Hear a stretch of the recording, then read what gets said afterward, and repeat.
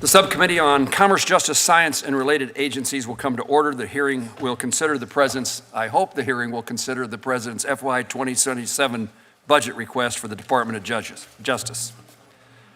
Last week, the Subcommittee reviewed the President's request for the Department's 4 law enforcement components, the FBI, the DEA, U.S. Marshals, and ATF and the, let me do that again, the FBI, U.S. Marshal Service, ATF, and DEA. That was a very good hearing, General, and I appreciate your allowing their presence here in advance of your appearance today. I appreciate the Department's participation as we work to complete our budget hearings and draft the FY 27 CJS bill.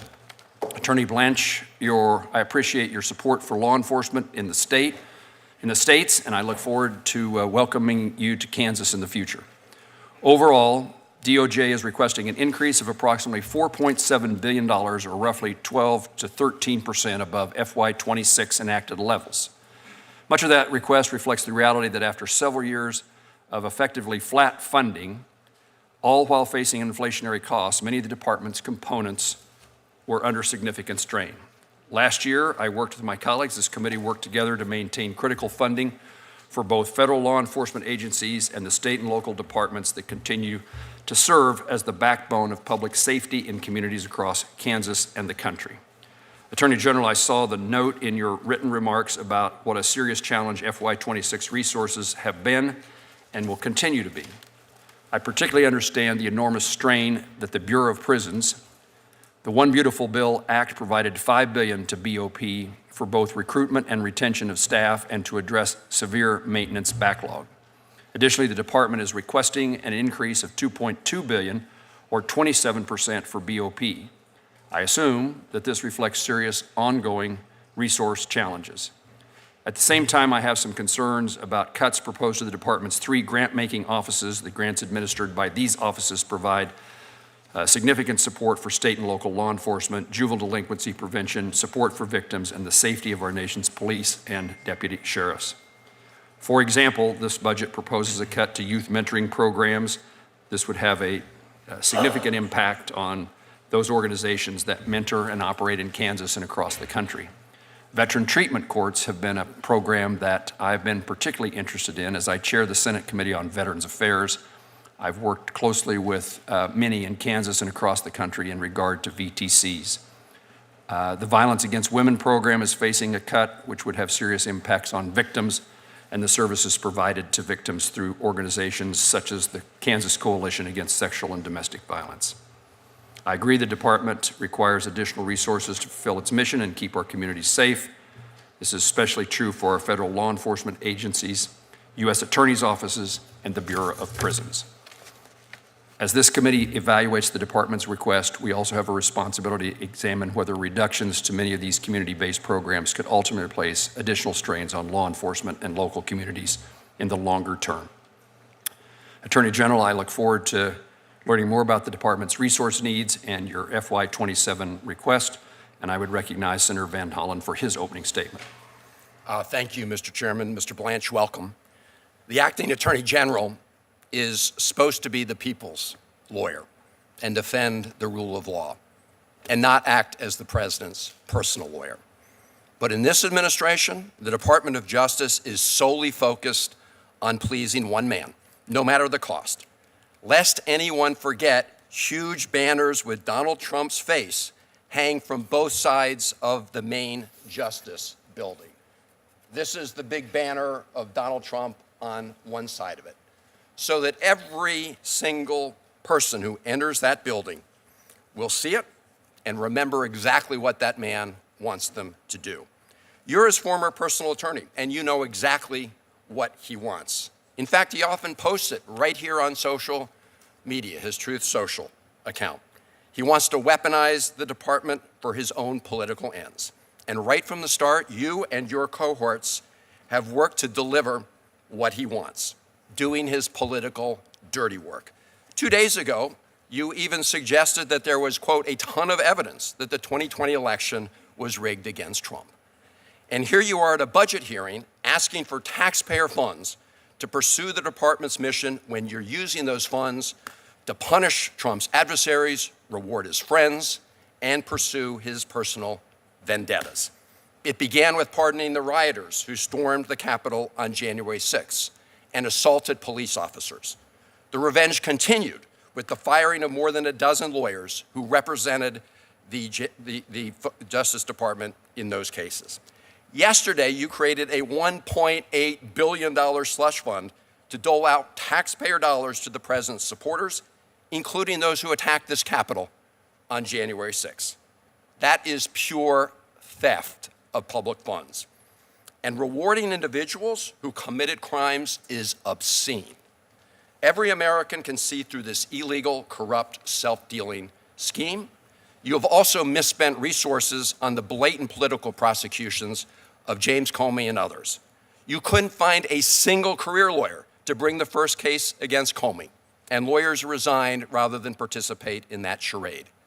Now you've launched a ludicrous vindictive prosecution in the Seashell case.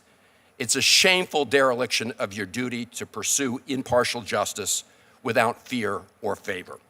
You've also brought criminal charges against journalists who were doing their jobs in Minneapolis. You've refused to hold accountable the DHS agents who shot and killed Renee Good.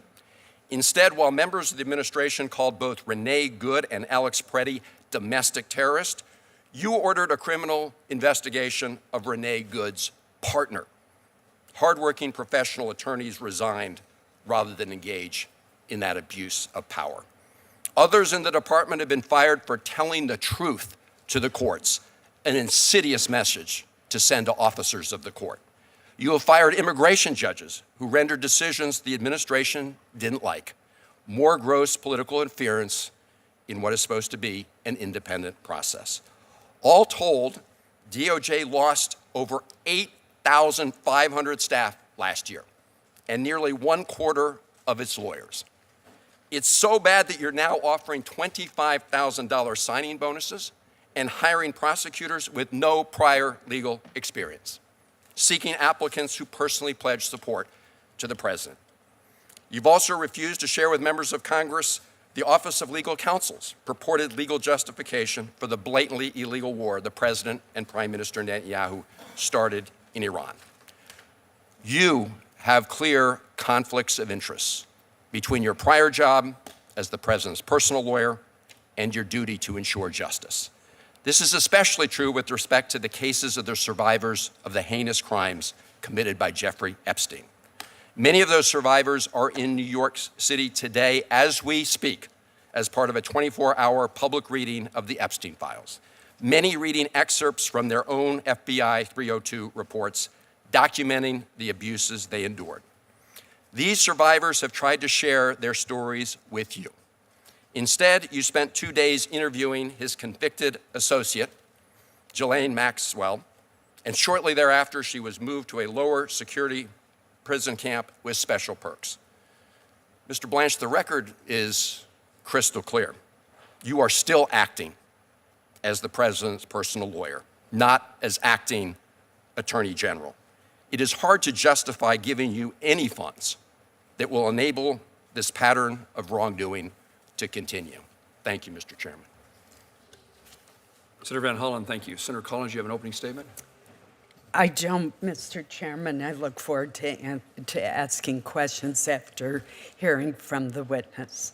Thank you. Thank you, Senator Collins, for joining us. With that, General, you are recognized for your opening statement. Thank you very much, Senator Moran. Good morning to all of you, Ranking Member Van Hollen, Senator Collins, Senator Moran. Good morning. Thank you for the opportunity to present President Trump's fiscal year 2027 budget for the Department of Justice. As Senator Moran noted, the request totals $41.2 billion, a 13% increase over fiscal year 2026. This underscores our department's renewed focus on reducing violent crime, combating the fentanyl crisis, strengthening border and immigration enforcement, expanding fraud prevention, and ensuring our law enforcement agencies have the resources they need to protect the American people. Violent crime reduction remains one of the department's highest priorities. Since January 20th of last year, the DOJ has indicted hundreds of members of TDA, crippling their leadership and dismantling operational networks. Across our major law enforcement components, the results have also been historic. Federal law enforcement helped drive a 20% decrease in the national murder rate in 2025, arrested 44,000 violent offenders, which is double the prior year, by the way, and seized over 2,200 kilograms of fentanyl.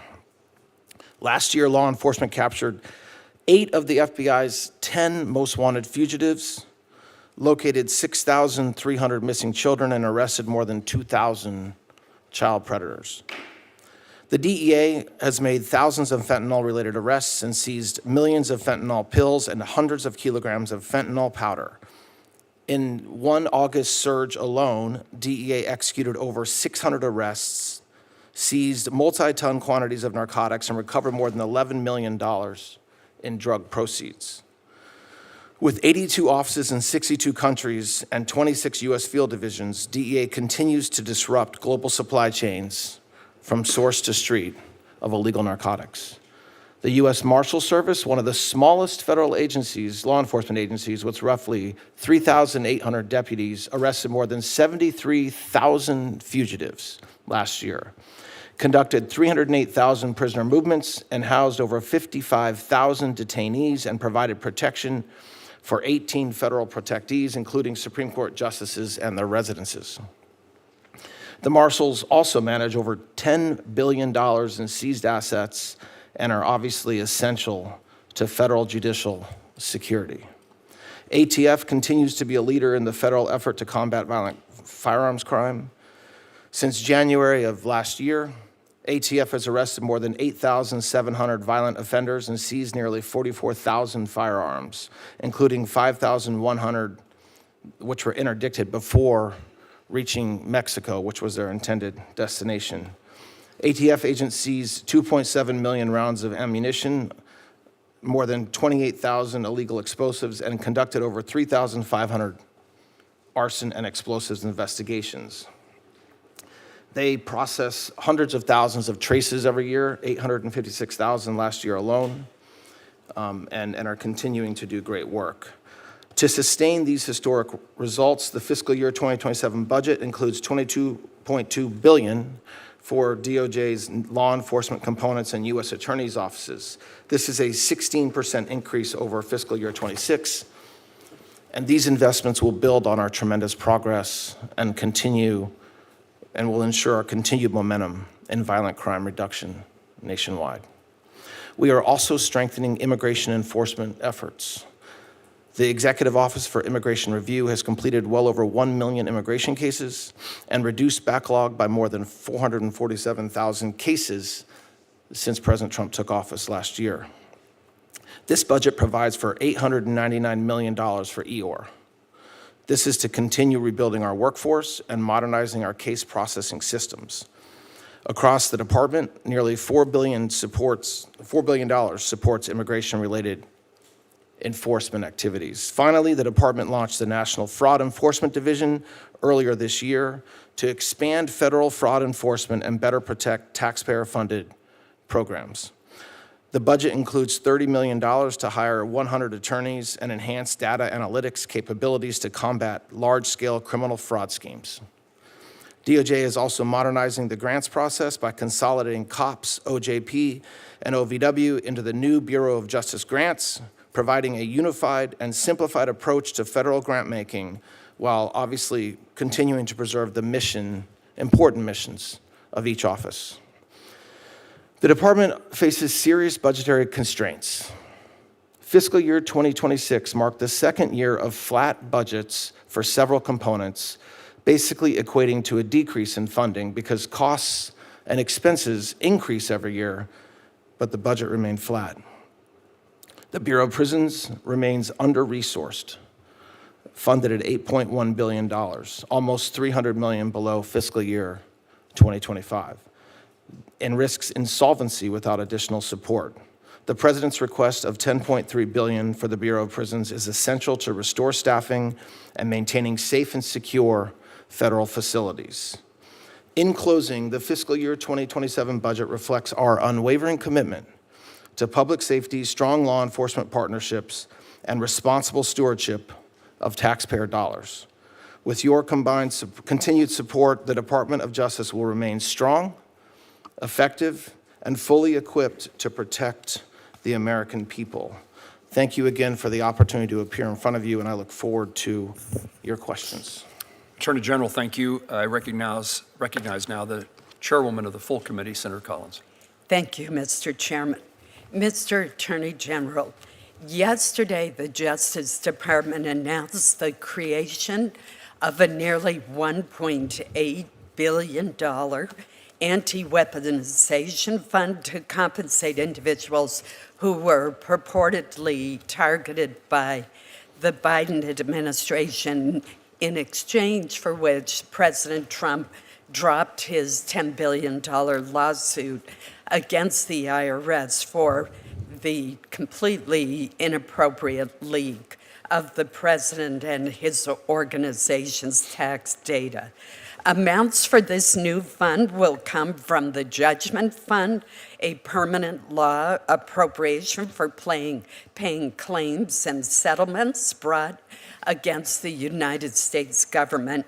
Amounts in the Judgment Fund have traditionally been used for the payment of specific claims against the government or amounts owed for the settlement of those claims, but not for future claims that have yet to be bought. So I have some questions for you. First, has the DOJ ever used amounts in the Judgment Fund to pay claims that have yet to be brought against the United States government based on the settlement of a completely unrelated case? Thank you, Senator. So the short answer is yes. I mean, we have done this in the past. This was done during the Obama administration, something almost identical in structure to what we announced yesterday. In that case, there were allegations made by Native Americans that the Department of Agriculture had systematically treated them unfairly, and some had filed claims. There was a pending lawsuit, but many had not. A fund very similar to the one that was established yesterday was set up. It was funded by, in today's dollars, a little over $1 billion. And a single claims commissioner was appointed to review the claims and to distribute funds. In that case, at the end, there was around $300 million left over. And the Obama administration had set it up so that that money from the Judgment Fund was distributed to nonprofits and other NGOs. So what we've done with this fund, and by the way, it is true that this is unusual. That is true. But it is not unprecedented, and it was done to address something that had never happened again either. So there is an unprecedented nature of what we did yesterday in response to years and years of weaponization. Just to correct a few things, Senator, it's not limited to Republicans. It's not limited to Biden. It was. It's not limited to the Biden weaponization. It's not limited to, in any way, scope, or form to January 6 or to Jack Smith. There's no limitation on the claims. So, and the other thing we've done, just to finish up in comparison to what was done previously, is we intend to appoint 5 commissioners. And also, at the end, the money goes back to any leftover funds go back to the federal government, not to nonprofits. So how will the commission that you've just referenced that oversees the fund determine whether future claims from the fund are eligible to be paid out of it? And how will they determine how much will be paid for each claim?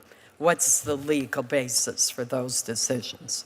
So there's there's commissions that are established all the time where a commissioner is charged with determining the correct amount, if any, to repay a claimant who's asking for funds. So in this case, what we expect is the commissioners will take in information. It's entirely voluntary. If an individual wants to apply and assert that they were a victim of weaponization, and the commission can do anything according to what was set up yesterday, from issuing an apology to the claimant, to awarding compensation and the monetary compensation. So it depends on the claim, and there will be 5 commissioners who will review each claim. It won't be reviewed by me. It won't be reviewed by others in the administration. It'll be reviewed by the 5 commissioners.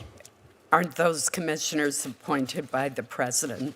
No, they're Who are appointed they by, appointed by? 4 of them are appointed by the Attorney General, and 1 of them is appointed by the Attorney General in consultation with leadership of this body. Will the information related to the claims be publicly reported?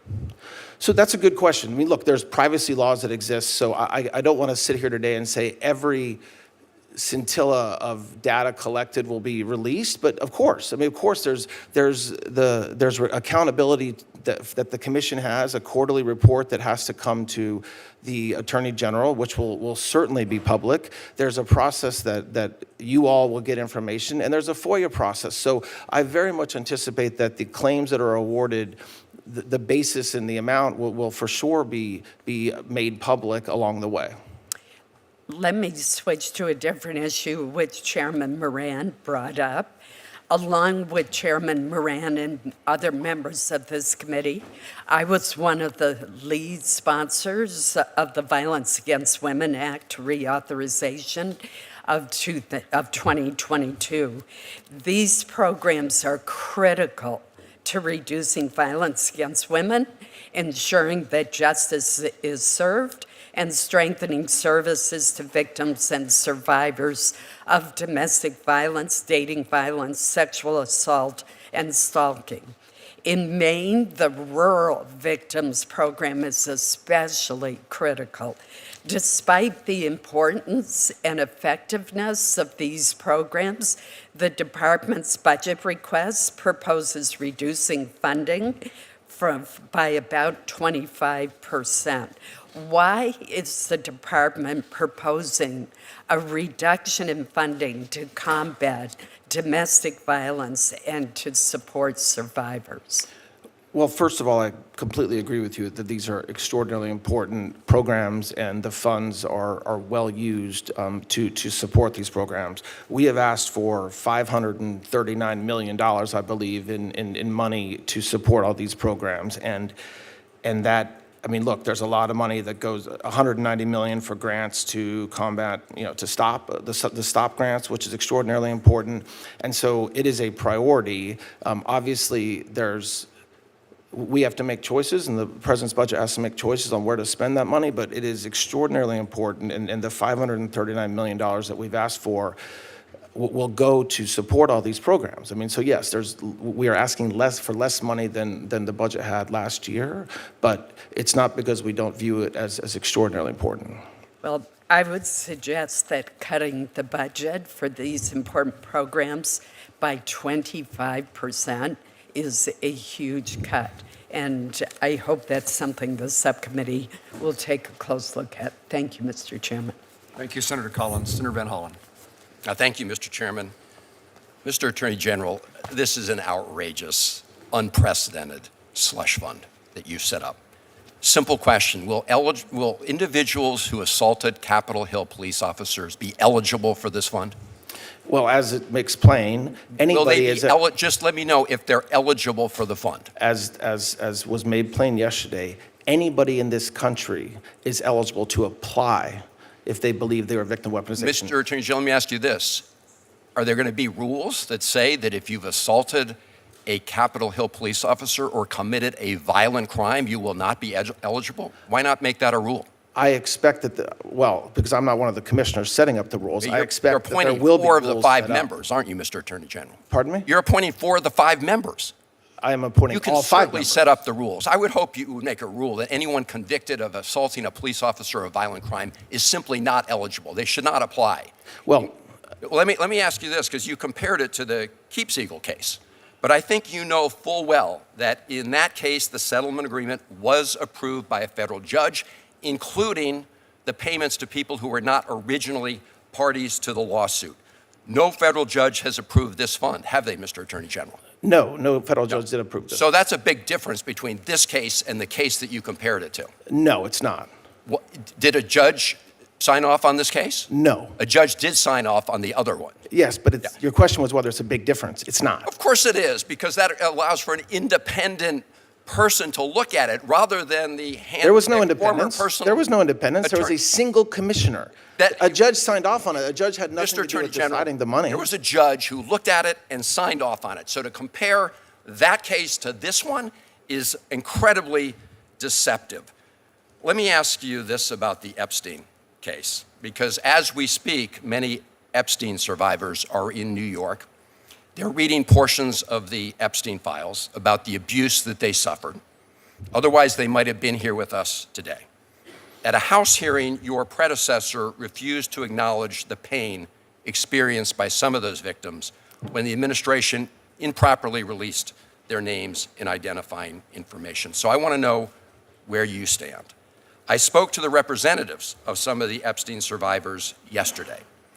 They are extremely frustrated that you keep calling for people to come forward with more evidence, but you have not met with them to hear their stories.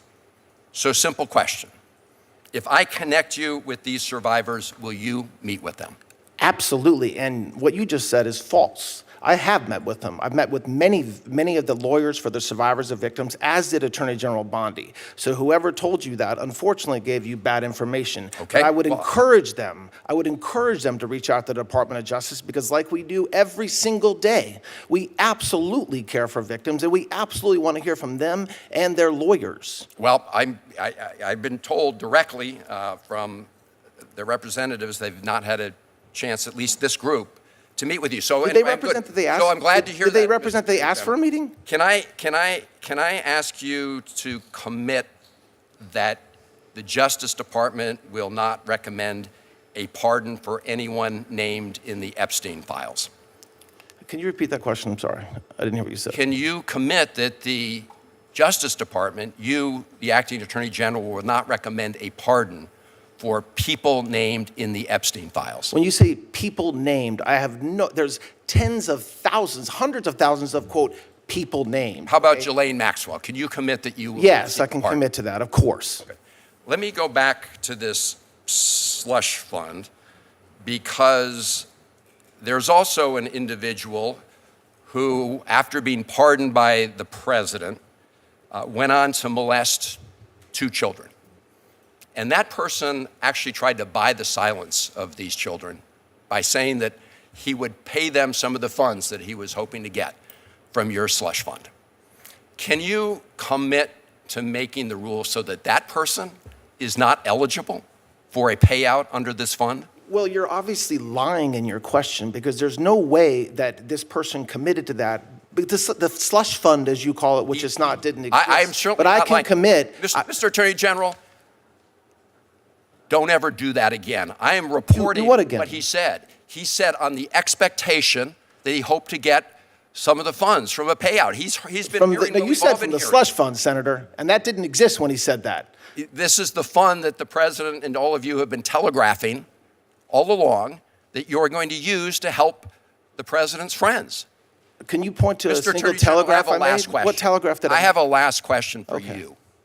Do you know that it is a criminal offense to lie to Congress? I am very well aware of that. I'm glad to hear that. Thank you. Senator Kennedy. Thank you, Mr. Chairman. General, how are you? I'm great. Thank you, Senator. In America, unlike other countries, where they let you die in a ditch, in America, if you're too poor to be sick, we'll pay for your doctor. Isn't that right? It is. And one of the programs we do that through is Medicaid. Correct. Okay. And this money for Medicaid, it didn't just fall from heaven. We thank heaven for it, but it came out of people's pockets, didn't it? Every dime of it. And some of that money is stolen, isn't it? Yes. And the states, not all of them, but many of them, allow it to be stolen, don't they? Yes.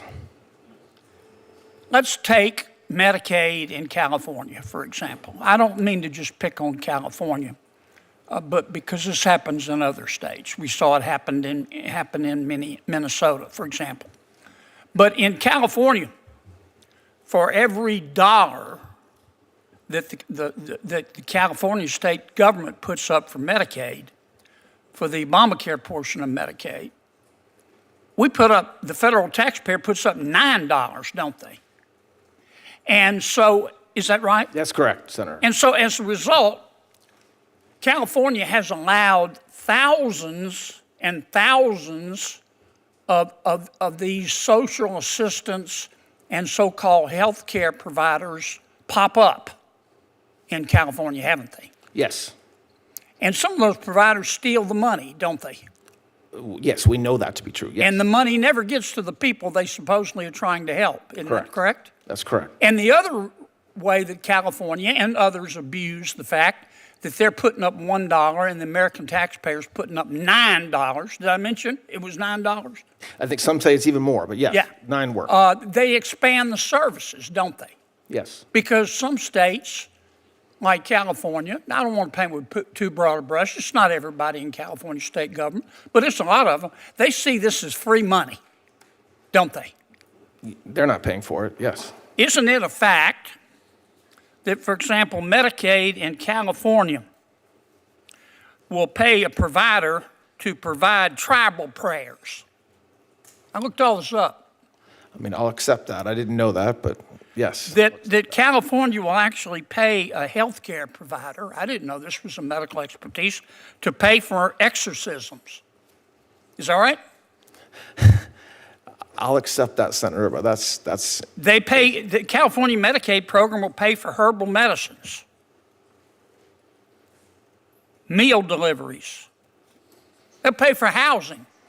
I don't know what housing has to do with health care. Is that correct? Yes.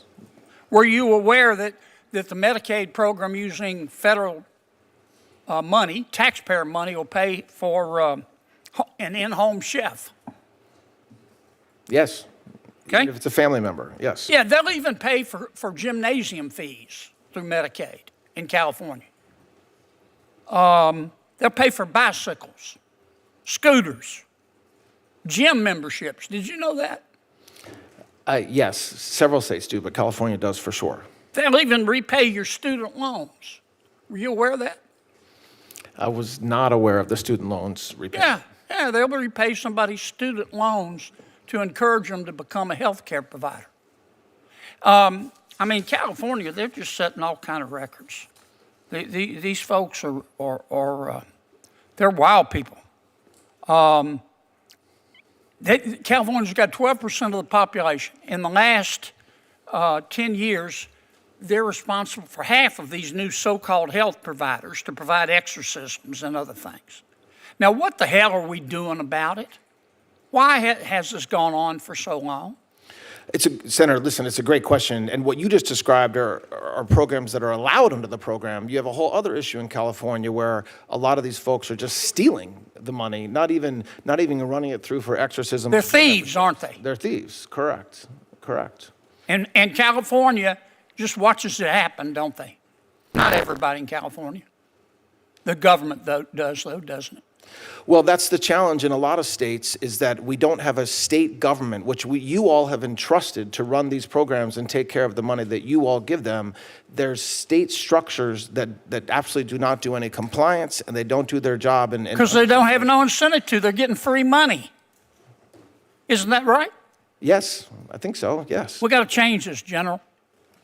We're trying. I call this a slush fund. You want to talk about slush fund?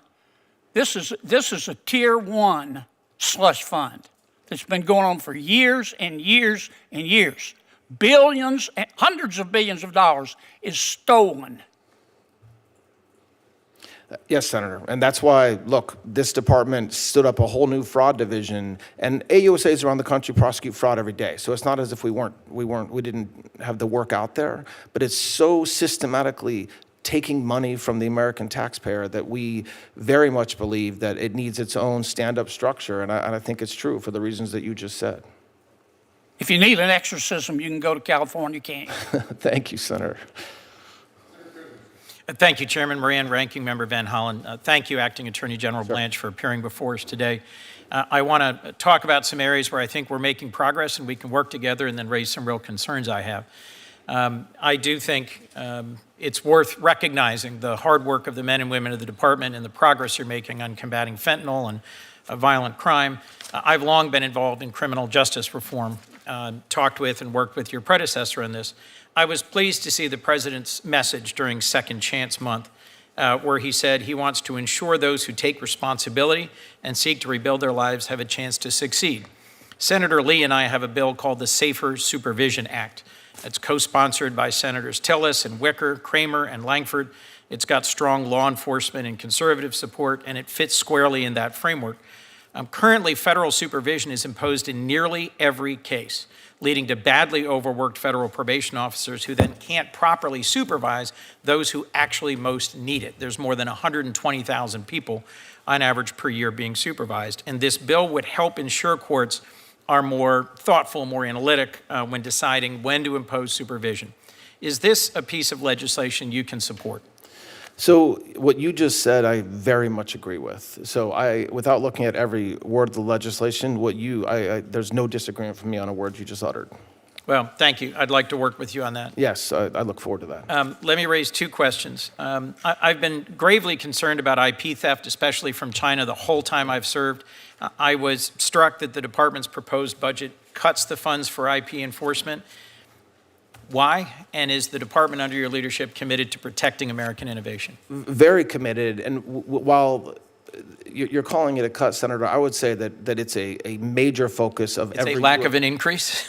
Well, no. I don't mean lack of an increase. I mean that we're focused on it at the U.S. Attorney's Office level. So when we take money and spend it around the U.S. Attorney's offices, and so it's baked into that big number, rest assured, every U.S. Attorney's Office, all 93 of them, are focused on the threats that we have from there. And so we're trying to spend our money more wisely. Chair Collins raised a concern about the Violence Against Women Act funds. Let me raise a concern about the Victims of Child Abuse Act programs. Senator Roy Blunt and I worked to reauthorize this program. I've long been actively engaged with it. I've seen how children's advocacy centers in Delaware make a critical difference, bringing together law enforcement, mental health professionals to do child abuse investigations in a child-centered way to make sure children are not re-victimized. The number of victims served by these centers has increased fourfold over 25 years. Why are you proposing cutting this program? So we have asked for $41 million for that program, and I agree with you, and I want to work with you to make sure that we're spending that $41 million where we should. I agree with you, it's extraordinarily important and has had a lot of success over the past 15, 20 years as it's been up and running. Thank you. Let me return to the line of questioning from the ranking member, Senator Van Hollen, that I strongly agree with. I'm just looking at the settlement agreement in Yes. Trump versus IRS. And I just want to make sure I heard you properly when you responded previously. Your announcement said that the fund will send you quarterly reports. Will you commit to making these reports fully public so Americans know who's getting taxpayer dollars out of the settlement fund? This says they'll be confidential. This is Section 4, Part E of the settlement agreement. The reason why I want to be careful in my answer is because there's obviously laws that exist around privacy that may prevent some of the information that the commission takes in from being fully public. Beyond that, there will be full transparency, and I commit to you that, beyond the applicable laws that exist around privacy and privileges and whatnot. But as far as being transparent and having those quarterly reports released, yes. Thank you.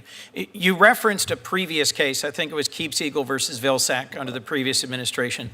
Did that case involve a president suing his own government and then settling that case before it could be reviewed or approved by a judge? So no, and neither does the commission. It did not. And so when you suggested that they're nearly identical, they're not identical. I think there's a critical difference here. President Trump is the first president to sue his own government and then direct his chosen acting attorney general to reach this kind of settlement, will you commit that none of President Trump's family will receive a direct payout from this fund?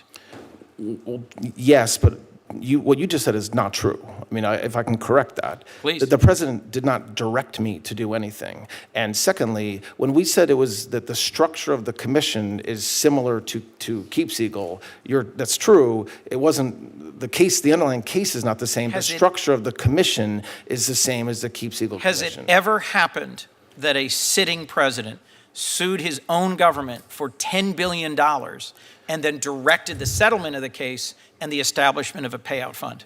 Not that I'm aware, but there's a lot of things that President Trump's the first of. No president had been indicted 1, 2, 3, 4, 5, Correct. 6, 7, 8 times either. Correct. No president's been indicted. And will you commit that none of this money will go to President Trump's campaign donors? I am not committing to anything beyond the settlement agreement itself. When you say campaign donors, that they are not excluded from seeking compensation. Last if they were question. weaponized. During Police Week, I heard from a number of law enforcement friends who found it appalling that there was the possibility that folks like the Oath Keepers, the Proud Boys, who had assaulted Capitol police officers, could receive multi-million-dollar payouts from this fund. Will you commit that no one who has been convicted of assaulting a police officer will receive a payout from this fund? So I shared the concerns that apparently members of law enforcement gave to you last week, although none of this was announced last week, so that's surprising. But They had I heard accept rumors that. there would be a settlement fund. Okay, but anybody can apply. The commission will set. The commissioners will set rules. I'm sure. That's not for me to set. That's for the commissioners. And whether an individual, an oath keeper, as you just mentioned, applies for compensation, is anybody in this country can apply. Well, we'll be watching this very closely as this goes forward. I don't think the settlement fund should be set up this way or for these purposes. I appreciate your answers today. Thank you, Mr. Thank Chairman. you. Thank you, Mr. Chairman. Mr. Attorney General, thank you for being here this morning and responding to our questions. I want to follow on a couple that have been asked with regards to the Department of Justice's state and local law enforcement programs. $1.2 billion in proposed cuts. We're looking at it very carefully because many of these grants and programs have significant impact on our state, small population, large area to deal with. The budget also calls for consolidation of the Office of Violence Against Women, the Community-Oriented Policing Services, and the OJP programs. Is the Office of Tribal Justice one of the offices that are also intended to be consolidated? No, we're just consolidating the grant components, so OJP, COPS, and then OVITA. And by the way, we're not combining them. We're just making them more efficient. So they will still maintain their own independence and brand, for lack of a better word. But what we heard from the field is that there were inappropriate inconsistencies and inefficiencies in having 3 separate kind of bureaucracies running each of those programs, so that's what we're trying to fix. Don't disagree with wanting to reduce bureaucracies. My interest is making sure that the fidelity of these grants and the availability to very rural and oftentimes just very high cost because of what we're dealing with out there, that they do not get overlooked, because when you have cuts to the level that you're proposing, one has to assume that, okay, you can talk about reducing the bureaucracy and just what the program itself might look like. But again, my interest is making sure that this much-needed assistance is still pushed down to the very, very local levels. Senator, I assure you that the rural communities, and I appreciate that they have the most challenges applying for grants because of just the way they're structured. Lack of capacity. Of course, and there's obviously, I forget the exact percentage, but a large percentage of our grants do go to rural communities, as they should, and rural police departments, as they should. And we are going to continue to do that. I mean, the COPS office is required to distribute half of the grants to rural communities. Right. But just, and I don't want to take up all your time, Senator, but that's one of the reasons why we're trying to make it more efficient, because the field said, especially rural communities, big cities don't have issues applying for grants. They have a bunch of people that can do it. And so, yes, we are very focused on that in tribal justice space, but also in the grant space. Well, know that we're watching this one very carefully. I understand that in response to Senator Collins, you acknowledged 25% cut to the Office on Violence Against Women. I was very involved in that reauthorization, and within that, we provide that OVW may not be subsumed by another grant-making component within DOJ. So we want to make sure that, again, DOJ is going to maintain OVW's statutory responsibilities and how they move forward with their grant-making and not losing out on that subject. We will, and we're aware of that. Yes, ma'am. Let me ask about the Not Invisible Act. This was legislation that I introduced some years ago. It became law. May 5th is the day that we recognize as Missing and Murdered Indigenous Persons Awareness Day. We had a big roundtable that Senator Sullivan helped to organize just a couple weeks ago. I had a lot of the folks from your department, along with Alaska State and local, as well as tribal. One of the things that kept coming up was the commission issued its final report. I thought it was pretty substantive. They issued it November 1 of 2023 after great testimony and consultation all across Indian country. But then it was removed, the report was removed very early on in the second Trump administration, and the related materials have been removed from DOJ and the Department of Interior websites. So people keep asking me, where'd it go, why, what is happening? And we tried to get further information to that, again, up in Anchorage a couple weeks ago. So the question to you is, why was the report taken down? When will it be restored? And more importantly, what concrete steps is DOJ taking with the Department of Others and others to implement the recommendations? We don't want the work of this really important commission to just kind of sit and be ignored. Yes, so I don't have an answer as to why it was taken down, but I will get back to you promptly. I will tell you. I would appreciate that, yeah. And your big picture question, we are on the same page when it comes to tribal justice and the work that we have to do with our Native American community and making sure that we're giving them the resources, the law enforcement. I've visited 2 so far as the Deputy Attorney General. My staff has gone out to multiples, to northern New York, the Dakotas, Oklahoma, and we'll continue to do that. I think that at the end of the day, it is a funding and training issue that is our responsibility, and I recognize that, and it's a priority. Well, and we've seen positive signals in the first Trump administration. That was when Operation Lady Justice was stood up. I think that is good. We need to continue on that. You've put good people tasked to this, but this is where it gets confusing, because when you have a public-facing website that helps people navigate through some of the reporting and the lack of data, that's where we could use a little help. So if you can get back with me on that, I would appreciate it. I will, Senator. Thank you, Mr. Chairman. Thank you, Mr. Acting Attorney General, for being here. As you alluded to in your opening statement, there is an acute staffing shortage at the Bureau of Prisons. At FCI Berlin in New Hampshire, staffing levels have dropped to 58% of authorized levels. And that's at a time when correctional officers are being asked to take on added duties where they have detainees being sent to our federal prison, and the retention incentives have dropped significantly. So as you point out, the Bureau received an additional $3 billion in the reconciliation bill to address staffing issues. And you're asking for additional funding, which I appreciate. But how do you plan to use those supplemental funds to address recruitment and detention of staff at facilities like FCI Berlin? Thank you for that question. It is a crisis. And the crisis on staffing is twofold. One is we're not paying them enough, and they can walk across the street to county jails and make more money. And 2, because we're not paying them enough, there's shortages, so they're required to work overtime. They're required to actually. I understand the problem. Can you explain what you're going to do to address it? We're doing both. I mean, we're addressing the compensation, and we've already worked with Director Marshall over the past several months to give some retention money to officers who are staying. But we have to pay them more, and we have to make it worthwhile for them to stay. way, and that the only way to do that is with money. The only way to Well, do that is I with can, more I hiring. can tell you that FCI Berlin has not seen that money yet, and it's going to be critical to get it out. Let me change to another topic, because we have a new DEA drug lab in Londonderry, New Hampshire. I'm very pleased that we've got that New England Regional Drug Lab. I worked hard to try and support the effort to get it there.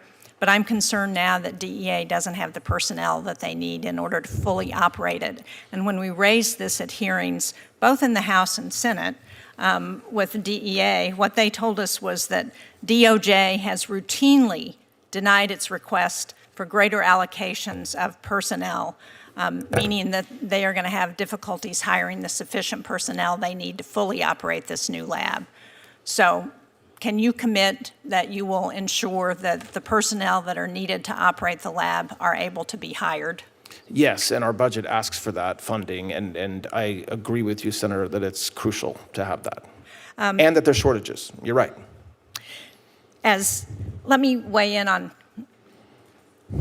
with Senator Collins and Senator Murkowski and their concerns about the Office of Violence Against Women and the grants. I don't support the cut of 25% for that budget. But we have a greater issue, because my staff has heard from organizations in New Hampshire working on domestic violence concerns that the department is continuing to hold fiscal year 25 funding for the office. And for some of these organizations, they had their grants canceled early in 2025. This disruption has caused those organizations to scale back, to start laying off staff, which limits their ability to help survivors. So when is the department going to make available the fiscal year 25 and 26 grant funds that have already been approved by Congress? So the NOFOs for 2 of the 3 agencies are all out and back.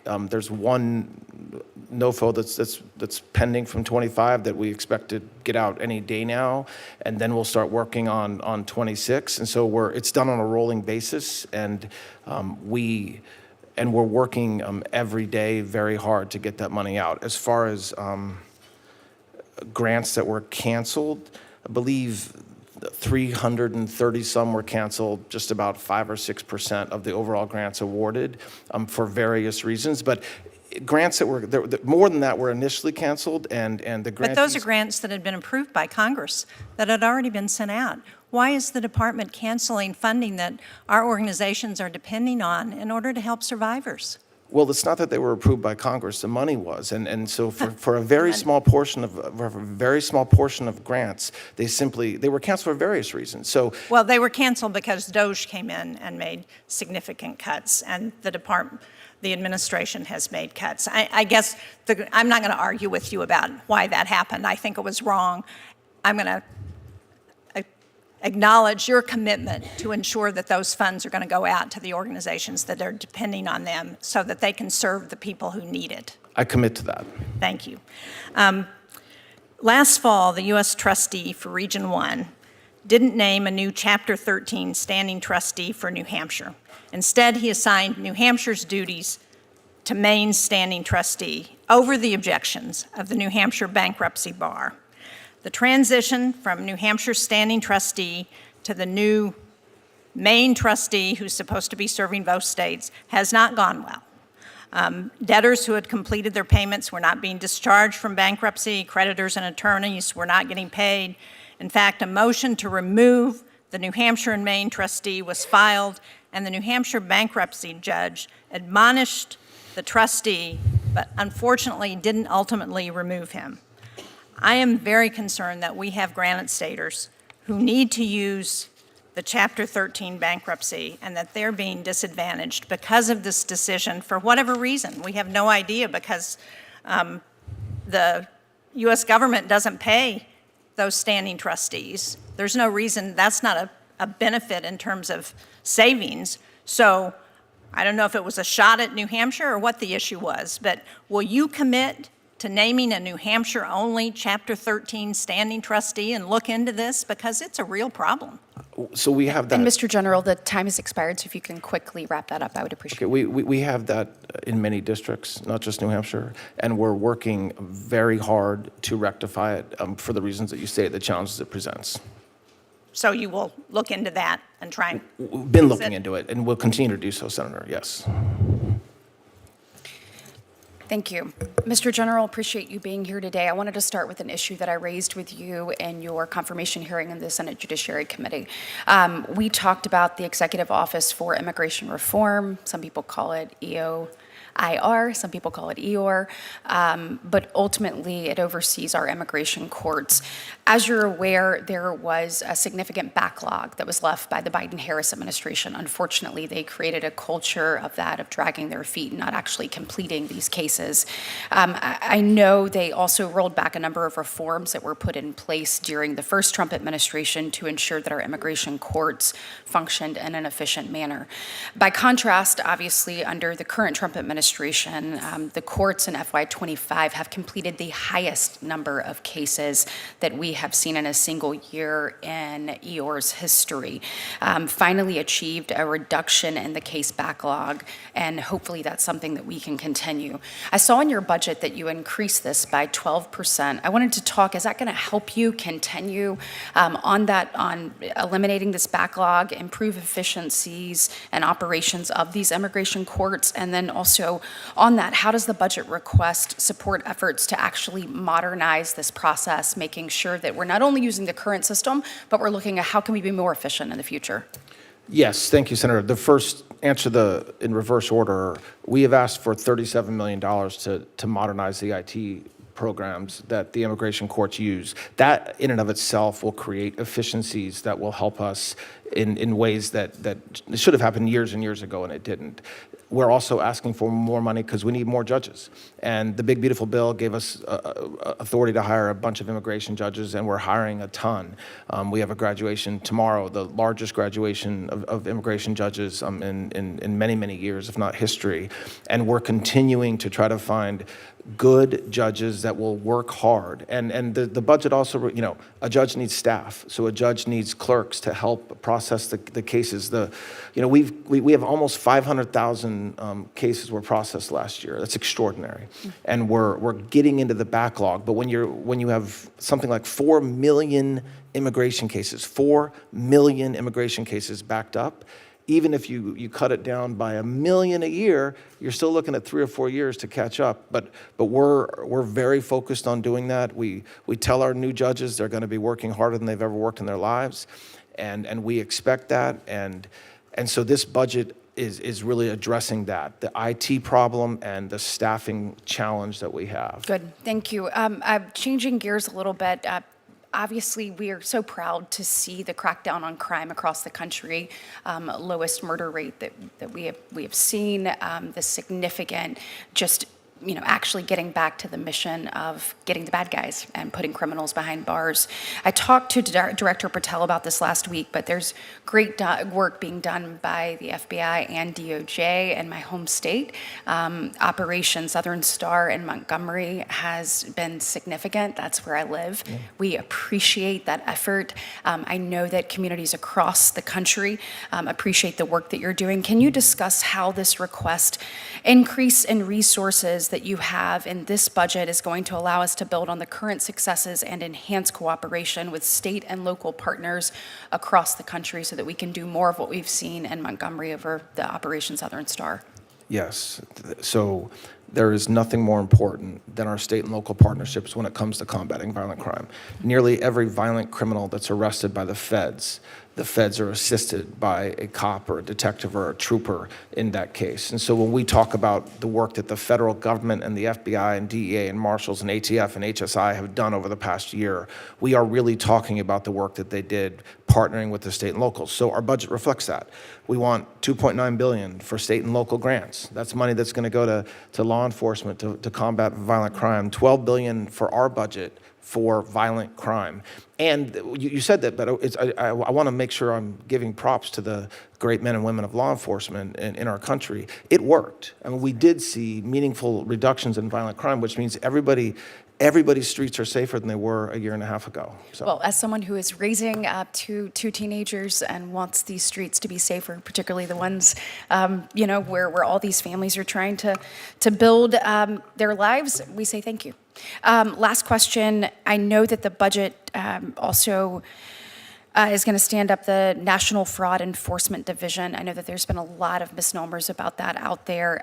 It is important we make sure that taxpayer dollars are used judiciously, and the people who do not do that are held accountable.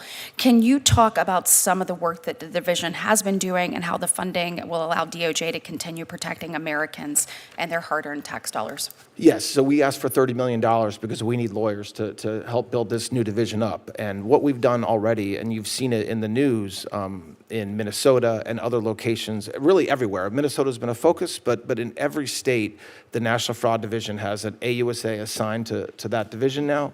And their goal is very simple, to find criminals who are stealing from the government. That's it. And so that comes in the area of healthcare, but it comes in a lot of different places. And I expect that everybody in this body will be very satisfied with the work when I come back next time, because Excellent. it's doing great work. Americans are sick of people not being held accountable, so we hope that we see some people actually prosecuted for these crimes. Thank you so much. Thank you. Senator Merkley. Thank you, Madam Chair. And Senator Murray, do you want to jump in first? Okay. Thank you, Acting Attorney General. So the budget has a $500 million cut to the COPS grants. Those grants are certainly important to our local law enforcement, for staff, for equipment, for investigations. Is there any particular reason that you think the police departments need less money now than they did before? And would you be supportive if we advocate for more funding rather than less? So local law very much, and whether I would be supportive of more money that you all come together for local law enforcement. Yes, I will. I mean, look, this budget. Thank you. Okay. I appreciate that. Sure. There is a bill called the Stop Institutional Child Abuse Act that senators on both sides of the aisle supported, including Senators Tuberville and Cornyn. And this is about the troubled teen industry, where there are basically all kinds of fairly unregulated, without oversight, companies that say, hey, you send your teen to us, and we'll get them on the right path. This institutional care often results in institutional abuse. And what we did when we passed and funded that bill, because we had both authorized it and then we funded it, was to have the National Academies of Science study, because there's 50,000 kids that are in these institutional settings each year. They're often taken away in the middle of the night under arrangements with the parents. The parents think they're sending their kids to get help, but often they're sending their kids into abuse. Will you take a look at this issue and just kind of track the national academies as they proceed to study this? And if there are ways that we can reduce abuse, help us find that path. Yes, of course. Thank you. To follow up, you noted that it would be up to the 5 commissioners that you appoint to determine whether there are any guidelines. Will you encourage the folks that you select to ensure that folks who were convicted of violent acts against police officers do not get compensation from this fund? Well, I expect they will. They don't have the option of establishing guidelines. The commissioners will establish guidelines. And so will you encourage them to have a guideline that says those who have been convicted of violent acts against police officers are not eligible? I will definitely encourage the commissioners to take everything into account when determining who should get compensation. But why not this specific issue of violent acts, convicted of violent acts against police officers? Do you feel they should get compensation after being convicted of violent acts? My feelings don't matter, Senator, in my mind. My mind is not limiting to say this, yes, I will commit to this or that. What I will commit to is making sure that the commissioners are effectively doing their jobs, and that includes setting guidelines like you're describing. Okay, I'm disappointed that you feel it's acceptable that those who are convicted of violently assaulting... Definitely did not say that. I didn't say I found it acceptable, Senator. Will you agree to encourage those commissioners to set a guideline that compensation will not go to individuals who are convicted of assaulting police officers? I expect... Just a yes would answer my question. or no? Yes will not answer that question. I mean, you're asking whether I will encourage. I don't think that's a fair word. I don't think it's the Attorney General's job to encourage commissioners to do or not do anything. Okay, Instead- well, we'll move on, but I will say that you have complete power over who you appoint, so you have huge influence. You are going to be evaluating the inclinations and attitudes of those who will serve, and certainly this looks extraordinary. You described it as parallel to a fund set up to compensate Native Americans who were discriminated against in the agricultural world. It's not parallel at all. President Obama did not sue his own Department of Justice. He did not have a judge saying that Williams had, how did she put it? Kathleen Williams, the judge handling the lawsuit, dismissed the case and in her filing admonished the government agency, notably the Justice Department, for not being transparent about the settlement deal. Williams previously assigned a group of attorneys to determine whether there was a conflict of case, since as sitting President, Trump was suing entities, quote, entities whose decisions are subject to his direction. This type of conflict of interest is not at all involved in the fund set up to compensate those who are discriminated against in the agricultural realm. I want to go on to the Epstein investigation. Is it closed or open? When you say the Epstein investigation, what are you referring to, Senator? Well, the FBI said in last year in July that it had closed the Epstein investigation. So I'm just using their words. Is it open or closed? I don't believe the FBI said that. Well, I mean, if you're referring you're head of the Department of Justice. Is I the am. Epstein investigation open or closed? But I guess I don't understand what Epstein investigation means. The investigation Well, let me put into it Jeffrey Epstein differently. himself, yes, he's dead. Any investigation into potential other bad guys will always be open if we have evidence that supports in any way, shape, or form that we can make a case. Okay, so Trump said in November, this was after the FBI, and it was the FBI words when they said the investigation was closed, but what Trump wrote in November of last year, I'll be asking the Attorney General, Pam Bondi, and the Department of Justice, together with our great patriots, the FBI, to investigate Jeffrey Epstein's involvement and relationships with, and he gave a specific list, Bill Clinton, Larry Summers, Reid Hoffman, people at J.P. Morgan, and many other people to determine what was going on.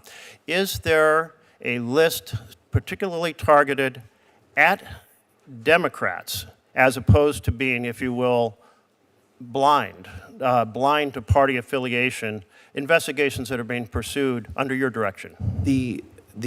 Any investigation, no matter Republican, Democrat, man, woman, old, young, any investigation will be open if the Department of Justice and the FBI have evidence that a crime's been committed. And that doesn't, I mean, you're talking about Epstein. You commit to pursue regardless of political affiliation? Excuse me, Senator? Do you commit to pursuing investigations free of prejudice about party affiliation? Of course, yes. Well, you say of course, but this president has repeatedly spoken of an enemies list that he wants to go after. And I must say, it's one of the symbols of the breakdown of a democratic republic when a president uses his Department of Justice, which you now head, to go after his perceived political enemies. I hope you won't be party to that. Thank you. I mean, I couldn't agree with you more, and that's why what happened during the Biden administration was so disgusting. That is completely inappropriate and wrong. There is no comparison to the absolute fair-minded pursuit of justice under the previous administration and this administration's pursuit of an enemies list. Thank you. Senator Murray. I believe Senator Fisher was next. Yeah. Senator Fisher, so glad of you to join us. Thank you. Trying to ingratiate myself with the ranking member of the No, committee. you didn't see me at the kiddie table. It's fine. So, Mr. Attorney General, welcome. Senator Murkowski brought up to you about the consolidation of the grant programs and also that the budget request is $1.2 billion, a cut to the state and local grants. I thank you for clarifying that this consolidation, what its intent is, but I'm still concerned about the impact of funding reductions and what that would have on our state and local law enforcement agencies. So I hope that you will be very cognizant of that as you look at the rural and really the under-resourced agencies that are I will, out there. Senator, yes. Thank you. In 2024, I passed legislation, the Recruit and Retain Act, and that was signed into law. And this authorized law enforcement agencies to use those COPS grants for recruitment and retention activities. It required a study. The study came out, not surprisingly, it identified a relationship between local law enforcement staffing levels and crime rates. More staff leads to lower crime. And the study also found that from 2019 through 2024, officer resignations and retirements have increased, and that's obviously then a decrease in officer staffing. So, Mr. Attorney General, how do you anticipate that DOJ's proposal to consolidate its grant-making components, reducing that funding for that account, how's that going to impact recruitment and retention by those local agencies, and how do you plan to address that? So we will spend tons and tons of grant money on that issue, and not only giving money to state and locals to get them new bodies, but also overtime and equipment, which all goes to keeping people on the job.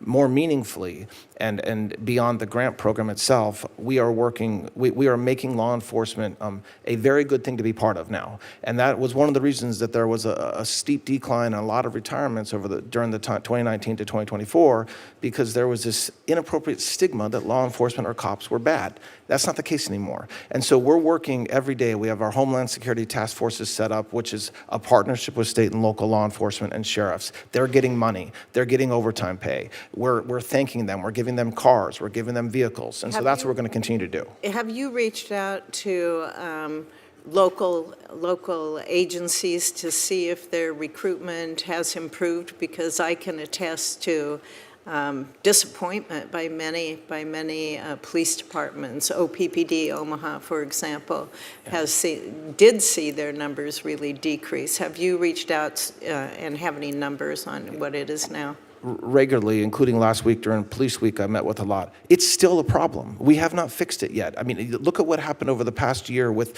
law enforcement officers getting doxxed and having rocks thrown at them, having local leaders say to good, hardworking cops, you can't help. So this isn't something that we've won yet, but it's a priority to win that fight. And I'll keep on talking to state and local sheriffs and cops and detectives and letting them know that we appreciate them, and not only with our mouth, but with our pocketbooks as well. We do. Thank you. Last year, the FBI and Homeland Security Investigations announced a new Homeland Security Task Force based out of Kansas City, Missouri, and that included a location in Omaha. Yes. And focus is obviously combating trafficking of humans and drugs and weapons, money laundering, alien smuggling, homicide, extortion, on and on. We did see members of this task force, they arrested a MS-13 gang leader in Grand Island, Nebraska, in the middle eastern part of the state. The 27 budget request cites the elimination of the Organized Crime Drug Enforcement Task Force's component, and instead requests appropriations be made directly to agencies like DEA and FBI. Can you share how this proposed reorganization is still going to ensure strong interagency coordination so that we can see a continued focus on transnational crime threats, and specifically with those local law enforcement agencies? It's very important. I agree. So look, we dissolved the OCDF executive office. That is true. But the money that we're asking for, the money that we're going to spend, is exactly like we've been spending for a long time, except for more efficiently. So the HSTF model is built off of the OCDF model, but with a lot of improvement. Like, there was a lot of overlap in OCDF money that we're now being more efficient with. So there is no doubt, as a matter of fact, the opposite is true, that we're spending that same OCDF type money, we're spending more of it, and we're getting more of it out to the field through the Homeland Security Task Force. And so that's the goal. So is that a line item within your agency, or does it need to be a line item and on appropriations So it's a, to make It's- sure that it's covered? so it's a line item through the appropriations, I believe, although I'll double check that and get We'll back to you check if it I'm out. wrong. I will, yes. Okay, thank you. Senator very much. Fisher, thank you. Now I would like to recognize the Vice Chair of the full committee, Senator Murray. Thank you, Mr. Chairman. Acting Attorney General, right now, families are paying $4, $5, even $6 or $7 for gas. Inflation is at its highest level in years because of the president's policies. But instead of helping Americans get by, President Trump is literally using their tax dollars to set up a slush fund to enrich his own friends. On Monday, your department settled the president's lawsuit by setting up a fund with $1.8 billion, and you and the president will pick the handful of people who decide how that money gets doled out. So let's be clear. What we're talking about is nothing short of the sitting president of the United States looting from the Treasury for his own gain. Do you seriously think this arrangement is appropriate? The president telling the federal government to settle a case and let him pay billions to the people that he chooses? What you just described wouldn't be appropriate, and that's absolutely not what happened, and that's not Well- what's happening now. So you just set up a series of facts, most of which were not true. No, to they say were is it? No, it's not.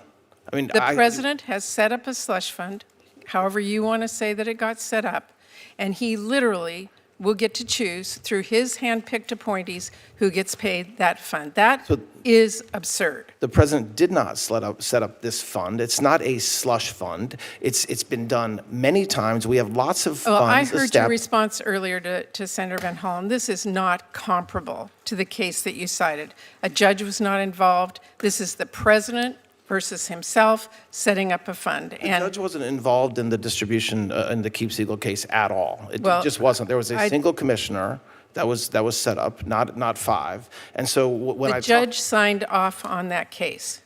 yes, it was at a much later point in the Right. litigation. That's right. my point. That is all of our point. And I just have to tell you, this is corruption that has never been more blatant or more widespread. What is happening is you write the check, Trump and his cronies cash it, American taxpayers who are already being whacked with high prices are going to foot the bill. That's what we are seeing today, and that is what many of us are really, really angry about. So let me move to another topic. This Department of Justice is sending the message that if you're wealthy, if you're powerful, if you are well-connected, you won't be held accountable even if you abuse children.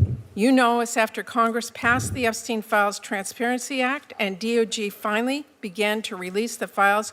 Your department exposed survivors' names, their sensitive personal information, and even nude photos, while redacting names of alleged perpetrators of those crimes.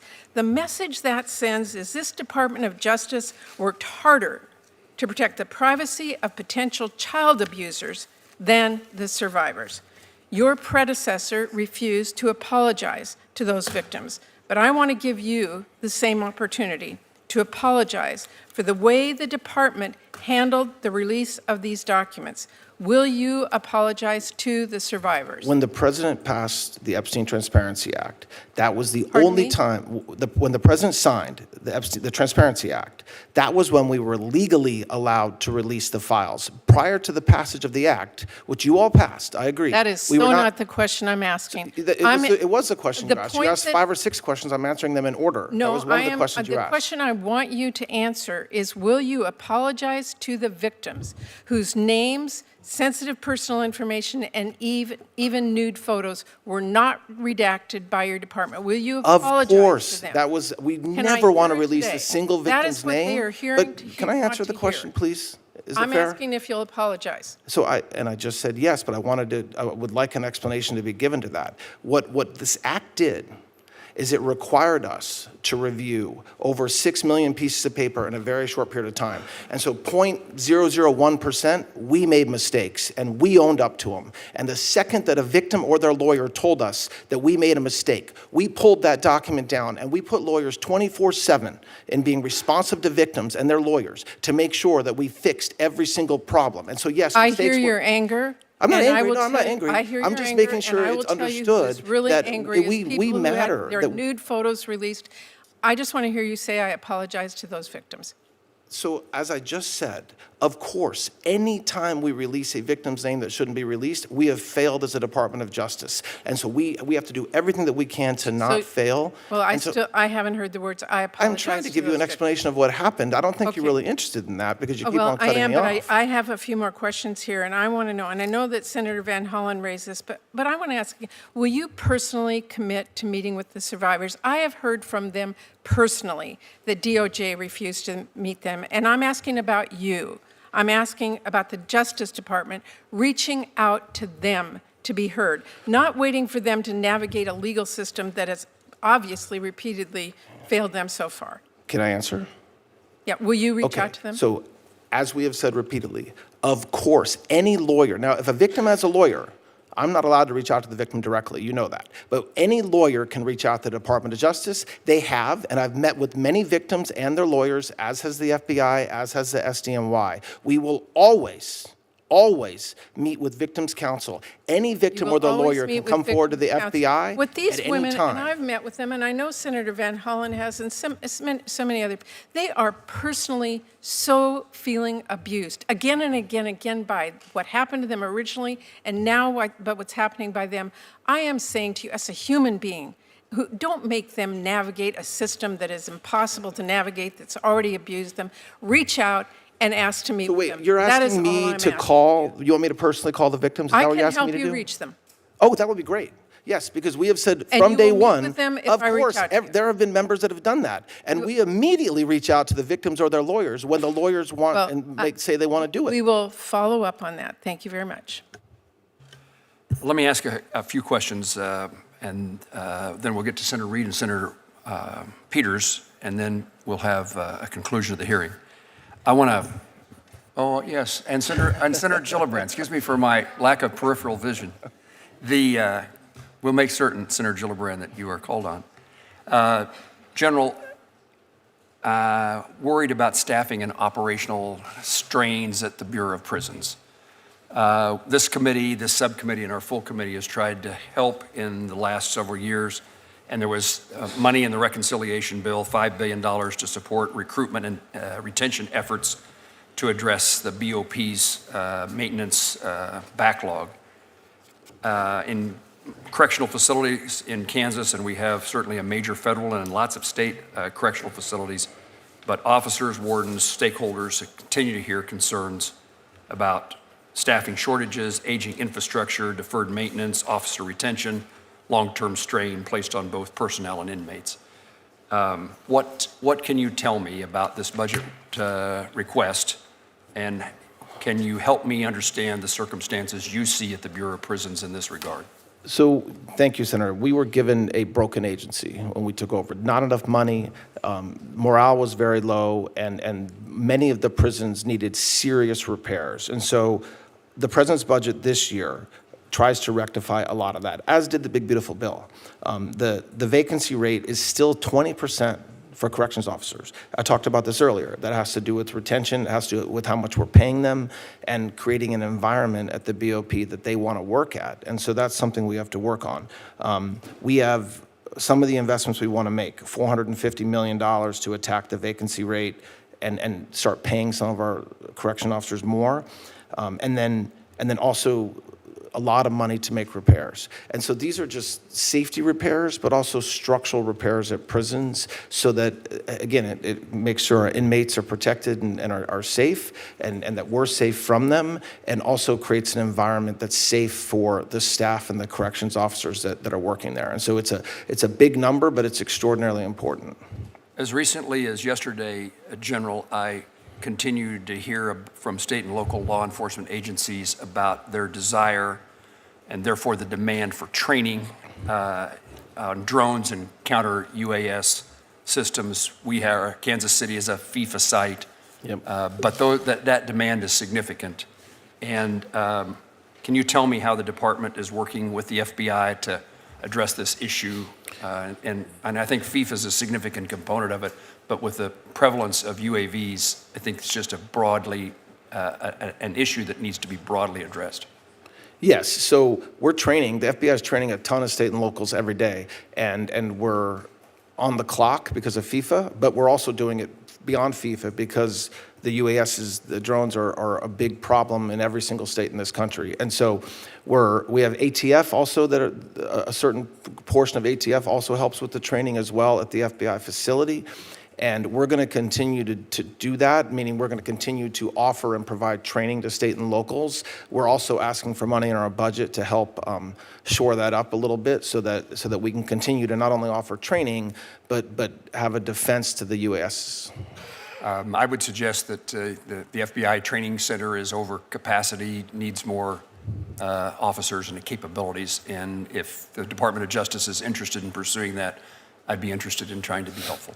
I'm interested in working with you, Senator. Thank you. Grant administration, I think things are getting better, but the Department of Justice, particularly in its grants to local law enforcement, it's been a really slow process this year in getting the money out the door. Congress shut down. The list is long for reasons that could be the case, but I want to give you the opportunity to tell me that you are now positioned to see that local law enforcement in particular, but grants in general, and those grants exceed just local law enforcement. It's other community grants, mentoring grants. I want to make sure that you believe you're now positioned in terms of staffing and administrative abilities to make that process work better. We are working on that, and you're right. It's been slow. We now have all the 25s out except for maybe one. We're starting on 26 now. One program or one grant? One grant. One grant. I could be off a couple of grants, but we're mostly finished with that process. You're right. We didn't get the number from you guys till January, late January, so we had a late start. And we're going to turn to 26 now and get as much done as we can. As you know, they're distributed on a rolling basis, so it's not as if there's no money and then a ton of money. So we're trying to get the wheels turning as quickly as we can to get money out. Thank you. Senator Reed? Thank you, Mr. Chairman.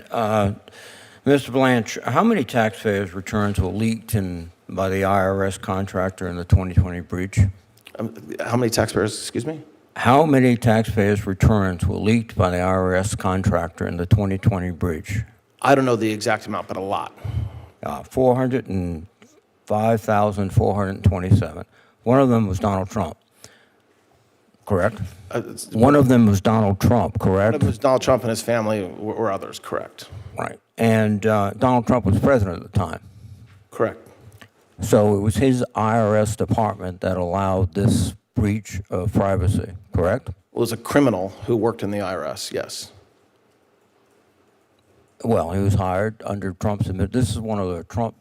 Well, there was a criminal breach that led to this, yes. Very good.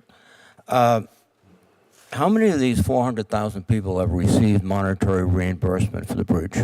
I don't think any have, including the president. No, they haven't. But you've authorized the president to agree the president should have reimbursement, correct?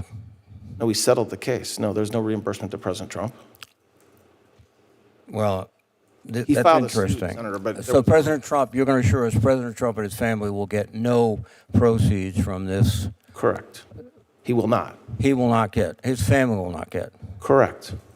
And who will direct the distribution of these? Who gets the money? From the Right. Victims Fund? Yeah. Well, there'll be a commission of 5 individuals that will be set up, and they will take in requests and claims and decide whether to do anything from mission of Who policy. will name the commissioners? I will. Or the Attorney General, whoever the Attorney General is. The Attorney General. Okay. Sorry, just to correct, and one of them will be done in consultation with leadership of this body. Consultation. Well, that's good. But when he first announced this suit on January 30th, he said, I think what we'll do is something for charity, where I'll give the money to charity. I'm talking about the American Cancer Society. I would say established and respected charities. Will you fulfill the president's wish that it goes to respected charities? I'm aware that he put that in or said that, but that's not ultimately what the settlement calls for. Well, the settlement was negotiated between his lawyers and the Department of Justice, correct? Correct. So his lawyers did not urge that they adopt the president's vision of giving it to a respectable charity? I am confident his lawyers urge the president's desires. Obviously, there's not a charity.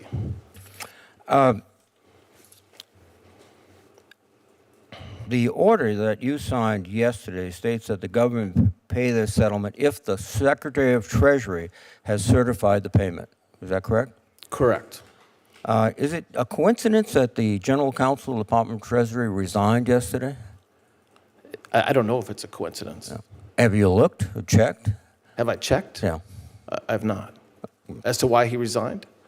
It just seems to be very coincidental that a high-ranking member of the Department of Treasury, Senate confirmed, would resign the day that the Treasury Department was required essentially to certify these payments. Well, I believe the IRS signed the settlement agreement as well. But yes, but I can't speak to why he resigned, Senator. Well, this all seems to be an obvious abuse of power by the Department of Justice, by the President. He negotiated essentially with himself. You're his appointee. The IRS are his appointees. He's the plaintiff.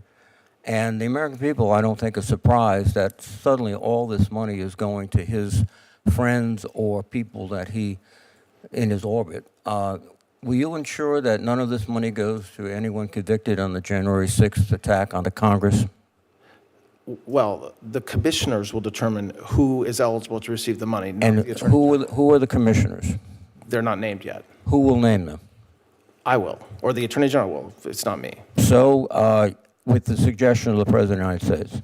Excuse me? With the suggestion of the President of the United States, your boss? I do not make suggestions. I will. No, no. appoint commissioners. He will make suggestions to you. I have no idea if he will or not.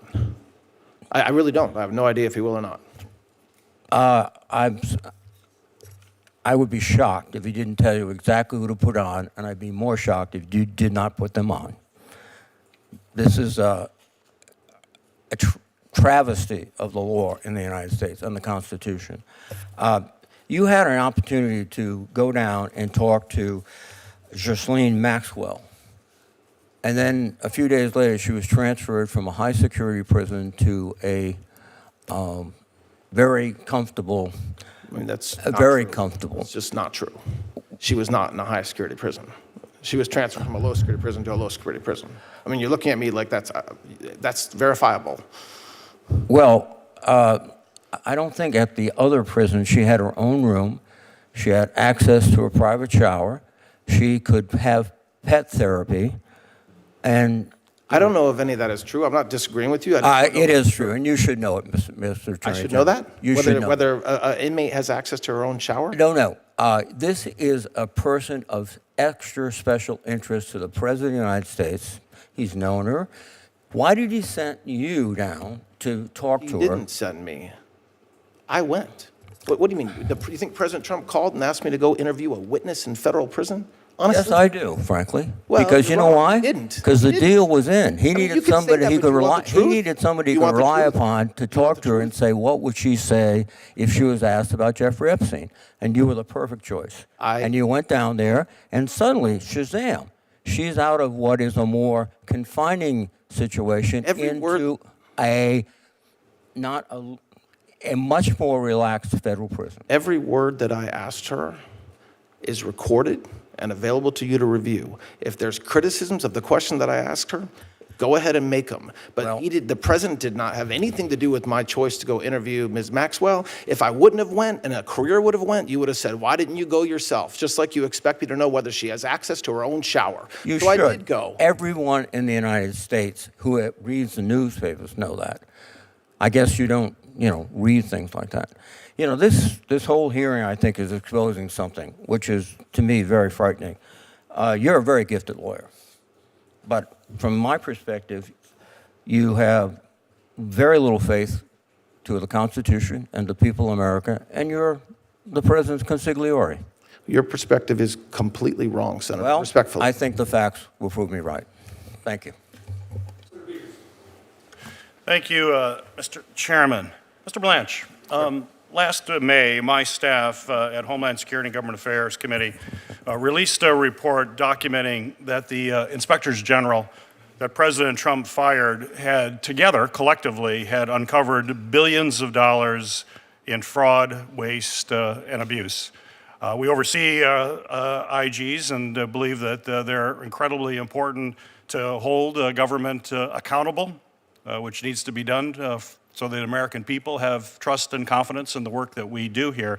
In fact, it was quite, I thought, striking. The study showed that for every dollar that we spend on IGs, it's been estimated the return on that investment is roughly 18 times what we put into the IGs.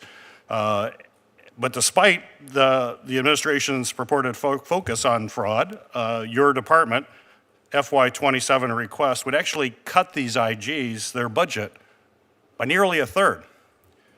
These are folks that have an 18-to-1 return on investment. Prior to being in public service, I spent 20 plus years in the investment business. If I told investors, this is an investment I'd like you to make and you're going to have an 18-to-1 return, they would jump out of their chair in excitement and say, absolutely, how much money can I put in to get an 18-to-1 return? So while the request, and this happens while you're requesting an increase for your overall agency through the reconciliation, so you're going to be gaining additional funding, which I would argue requires oversight as you get additional funding. That happens every government agency, not just yours. And to have a massive cut of IGs with an 18-to-1 ROI, why was that decision made, and how do you intend to have robust oversight of the department when you're cutting the folks who are responsible for that and have a brilliant track record of doing that with every administration, Democratic or Republican, before you? So I agree the IGs are extraordinarily important. The budget that was proposed, it was developed consulting with the IGs. And so this is a budget that OMB and DOJ worked with the IG's office to come up with, and this was an agreed upon budget from them. So while not, just because you're not giving more money and you're even taking away money, doesn't mean the conclusion you reach is accurate, which is that it's going to result in less work or less return on our investment. I just don't think that's true. Well, that makes no sense, of course. If you have 1/3 fewer folks working, granted, maybe they're incredibly more productive, but it's really clear with an 18-to-1 return, investing as your budget is growing, you're going to have that kind of return. And it makes no sense to do that. Why? There's no financial sense to do it. So is there another reason you just don't want IGs on the job? As I just said, the IGs themselves work with OMB and DOJ to develop this budget in a way that made them feel that they could get their job done. So it wasn't like, we've got a budget for it, you can either take this or you're going to get a lot less. I wasn't part of the conversation, but I assure you it was I not. can't imagine IGs are going to say, okay, we want fewer of us even though we have an 18-to-1 return, and we're the guardian to make sure that people can trust what happens in federal government. And it makes no sense to me to have that cut. And I think it speaks volumes of what this administration is really focused on, and it's not about reducing waste, fraud, and abuse. You don't do that by decimating the IG Corps. We certainly saw him fire a number of IGs earlier and have serious concerns. Mr. Blanche, the President also signed an executive order on March 31 directing the Department of Justice, the Department of Homeland Security, and the Postal Service to take a series of actions related to federal elections, including the creation of a federal citizenship list and new rules on mail ballot distribution. That order is rightly being challenged in federal court, as these are state functions. But recent reporting indicated that the implementation of that order is being coordinated through the White House meetings involving senior Department of Justice leadership, including Assistant Attorney General Harmet Dillon. So my question for you, sir, is what is the department's role in implementing the March 31st executive order? Well, I want to be careful because it is under litigation, but it's as you just described. It's working with other agencies within the administration to implement the goals, which I think are appropriate goals, to make sure that we have free and fair elections, to make sure that those are implemented, whether it's DOJ that needs to implement them or some other federal agency. Well, you have other agencies. The same reporting identified the official leading the Department of Homeland Security's work. As you said, you're all working together on this, who now serves as the DHS Deputy Assistant Secretary for Election Integrity. Her name is Heather Honey, who is in that position. Ms. Honey's prior claims were central to the effect to challenge the 2020 election results. Claims, as you know, have been widely disproven. It's not true, none of this stuff. She's a key player there. So my question for you, sir, is the department taking policy direction either formally or informally? You say they are from your previous answer, but from an official whose prior work was built on disproven claims about a prior federal election? Our policy direction comes from President Trump and his leadership team. So I know the person you're speaking about. She's part of DHS and certainly in meetings that we have about election integrity. But as far as whether myself or Harmeet Dillon take policy directions, we take them from the president. So, interesting. A person who was part of these widely disproven false allegations, and a president who, of course, subscribes to that as well. So that's what you're telling me. That's what's driving this effort by the federal government to basically take powers that the Constitution reserves for our states. Thank you, Mr. Chairman. Appreciate it.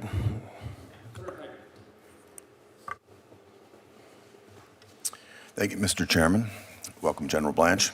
Thank you. General Blanche, last week I took this topic up with Director Patel. I'd like to revisit it with you. That has to do with the work that's taking place in various jurisdictions across the country to make them more safe. And I want to commend the department for the work on Memphis Safe.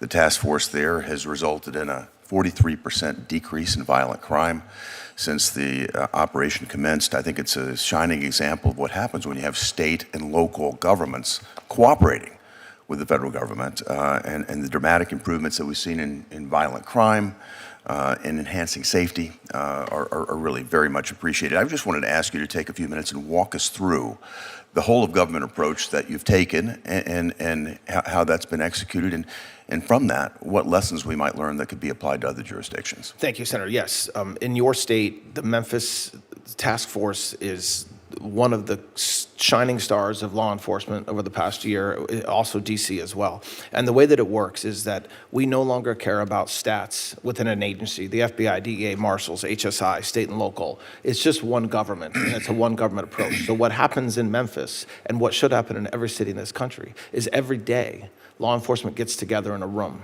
and they decide who they're going to go out and get that day, whether it's someone wanted for murder, rape, any other burglary, whether it's just somebody who has a warrant out for their arrest, and then they focus on doing it. And they do it if they need a prosecutor to write a warrant, they go to get the prosecutor to write a warrant. If they need a state DA to help because it's a state charge, they get the state DA's office. And what you saw, you just described the reduction in crime.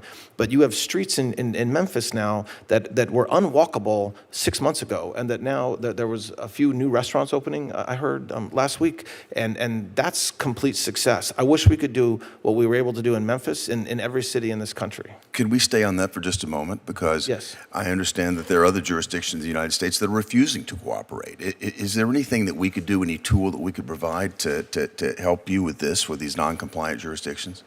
Look, I think one thing we can do is just keep on showing the American people what it looks like when you do it right, and hopefully these local politicians that are doing it wrong will be shamed into doing it right. We also are, in many cases, filing lawsuits against some of these cities where they're actually violating the Constitution and violating federal law in the way that they're treating federal law enforcement and the work that federal law enforcement is doing.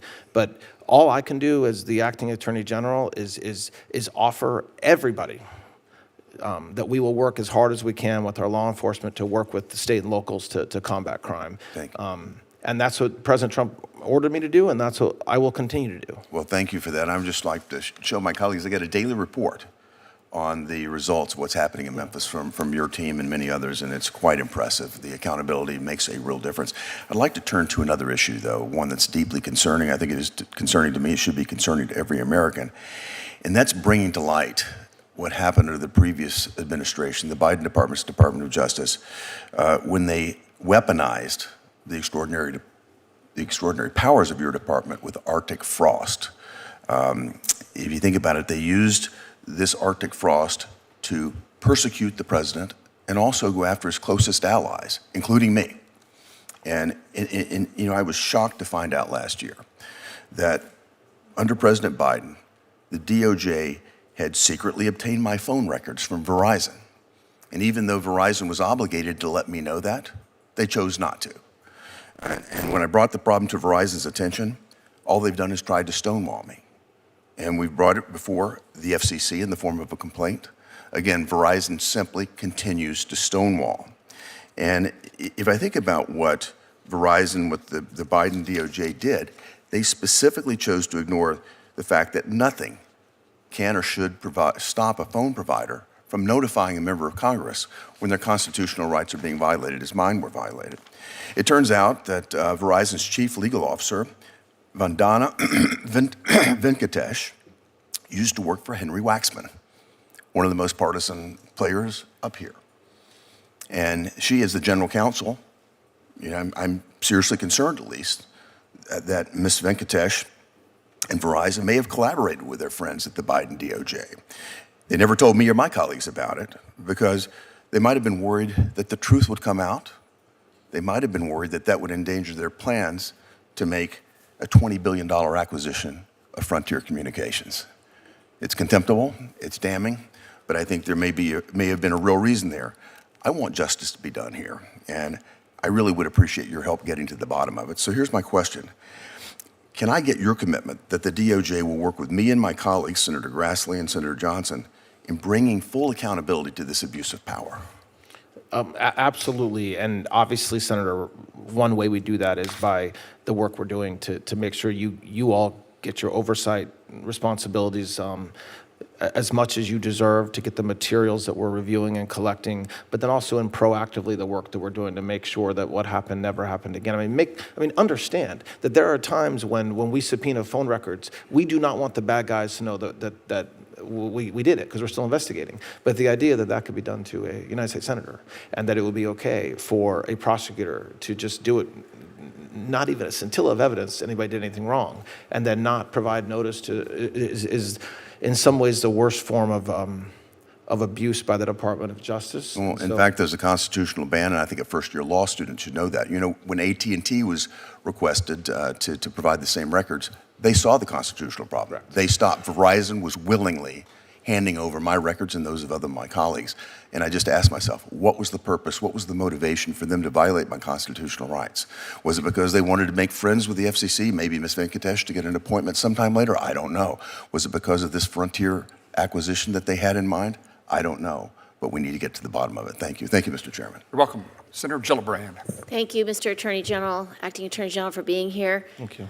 I've listened to your testimony today, and I have a concern about your focus. New York City was the site of the last major terrorist attack against the United States at 9/11. We benefit greatly from what you've mentioned, this whole of government approach, Yes. where we integrate CIA, NSA, DOD, FBI, DOJ, all integrated seamlessly, NYPD, to keep our city safe. It's one of the biggest cities in the country. It's one of the most dynamic cities in the country, and our public safety is paramount.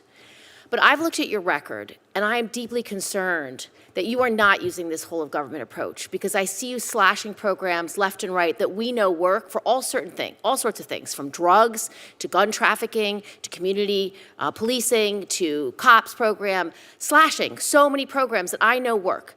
So I want to take you through them and hear from you why your focus isn't where New York City and the state and the country need you to be, which is our public safety.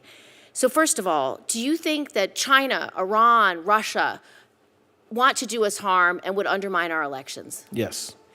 Why did you delete the whole department then that is supposed to protect against the undermining of our elections? We spend a ton of time, a ton of money, a ton of man hours, a ton of resources on that very issue. Yeah, but you canceled the FBI's Foreign Influence Task Force. That's a task force. That's literally just a group. It was you know what a task force is. That's not getting rid of anything. I was here in 2016. I know what happened. And after that, we did a whole of government approach. Yes. We put experts in at CISA. We put experts in at the FBI, and we put experts in at the Department of Defense. Together, whole of government approach, they went state by state by state to make sure that our electoral infrastructure was sound. However, your department and this administration has aggressively fired all the people that were put in charge of this. So they were the people at the FBI in charge of it. So why have you dismissed those operations? Where that failed, there were no state and local involved. It was all just a bunch of federal people, mostly out of Washington, D.C., okay? And the FBI agents were all Washington, D.C. The way they were agents, not around the country where we needed them. So the way that we're addressing it by closing down that task force is by having HSTF set up in every single, including in New York City.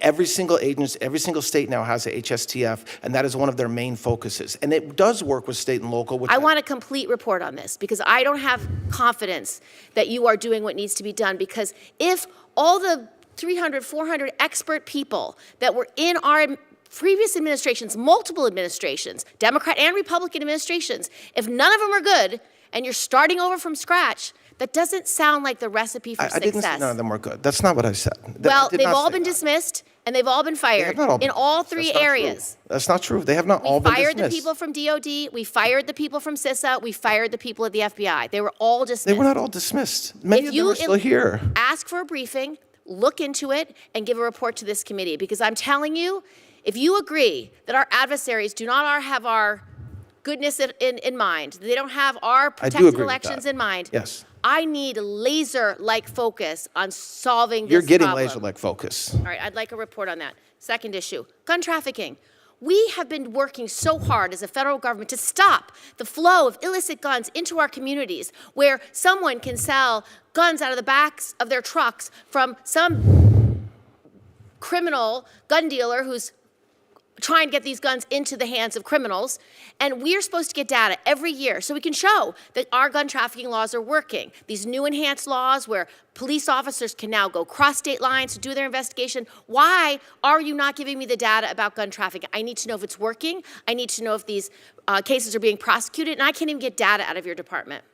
Well, the cases are being prosecuted. We did. Will you give me the data so I can assess it? I don't know what data you're talking about. The number of weapons that have been seized, the number of cases that are being prosecuted. We keep track of how many weapons have been seized that are trafficked, and I'm waiting from your department over a year to get that data. To the extent there's data that we're Will required you send it? no, Okay, no, next that's point. Not, okay. I Cut me got off. like 5 That's okay. points. I only get 5 minutes. Next point, community violence intervention grants. You are slashing these community violence intervention grants. They work. We know they work. One of them was to New York for $4.2 million, slashed. It prevents youth violence. These are programs that are working. Did you analyze whether this program was working before you slashed the funding? Yes, there's still a ton of funding for those programs. Not They do the work. ones in They New York. do. You just deleted them. Delete, delete, delete. It's shocking. It wasn't delete. That Okay, is well, 4.2 absolutely not true. was deleted for the Local Initiative Support Corporation that funds. It's not a deletion. It's just that we're not seeking funding for it through this exact No, process. I'm for that seeking exact. funding for it. I've asked for the money, and we've gotten grants for this, and you've just suspended this grant program. I'm happy to work with you to make sure we're spending the grant money in the right way. I don't have any more time, but there's a community-oriented policing grant cuts as well, the COPS funds. This is something our police officers in our community policing development micro grants, they benefit from it. De-escalation training grants, programs that work. Our police officers need it.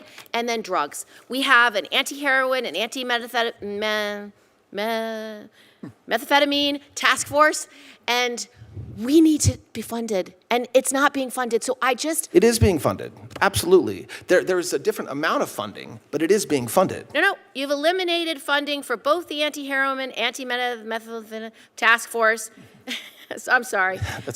Which is the task force that stops the trafficking of heroin, fentanyl, and the very long word I can't pronounce. I mean, Senator, there's nothing more important to President Trump and to this Department of Justice than combating the illegal flow of narcotics. So to the extent that there is a particular funding revenue stream that is not being funded the same way, I commit to you that it is of the highest priority to combat drug trafficking. Last is the Public Safety Officer Benefit Program. You say, we just had Police Week, you say you stand with law enforcement. When you do not support this program and when these funds are not getting back to the loved ones who have lost their police officer loved one, it is not right. I need you to focus on this. I need you to get this right. We're committed. Thank you, Senator.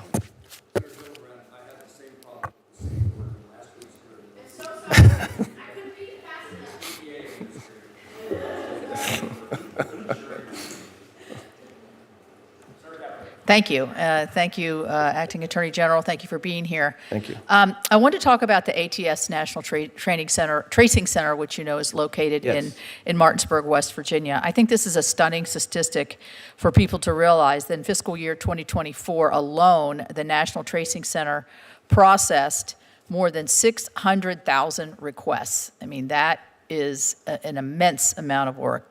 It also helped to identify the deranged individual who attempted to assassinate President Trump in Pennsylvania.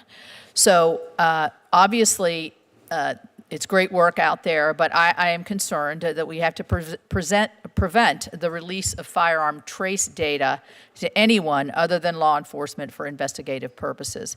Can you elaborate on the importance of the NTC, but also how it functions within the ATF? And can you describe how your budget request will sustain these critical services? Yes, of course, Senator, and I agree with you. It is an extraordinarily valuable law enforcement tool, but it can be abused. And so what the ATF has to make sure we're doing is we're using the tracing data. And by the way, it's not just for federal cases, it's for state and local cases, it's for local crimes, and so it's a true testament of the power of the federal government to help the states. We have to make sure that that data is shared only where it needs to be shared and only to further law enforcement investigations. Our Director Cicada is laser focused on that. We have the benefit of having somebody who's been an ATF agent for 2 decades, and so we'll continue to make sure that not only we're spending the money to make sure that we're successful, but also making sure that we have guardrails around it so that it doesn't get abused either by ATF or by anybody state and local wise. Thank you. Thank you very much. I want to talk about the HIDTA task force collaboration. I know DOJ is a valuable member of the HIDTA task force, and honestly, we had the ONDCP director, Sarah Carter, came to West Virginia a few weeks ago. We had a roundtable. U.S. attorneys were there, local partners, local law enforcement. Very interesting conversation.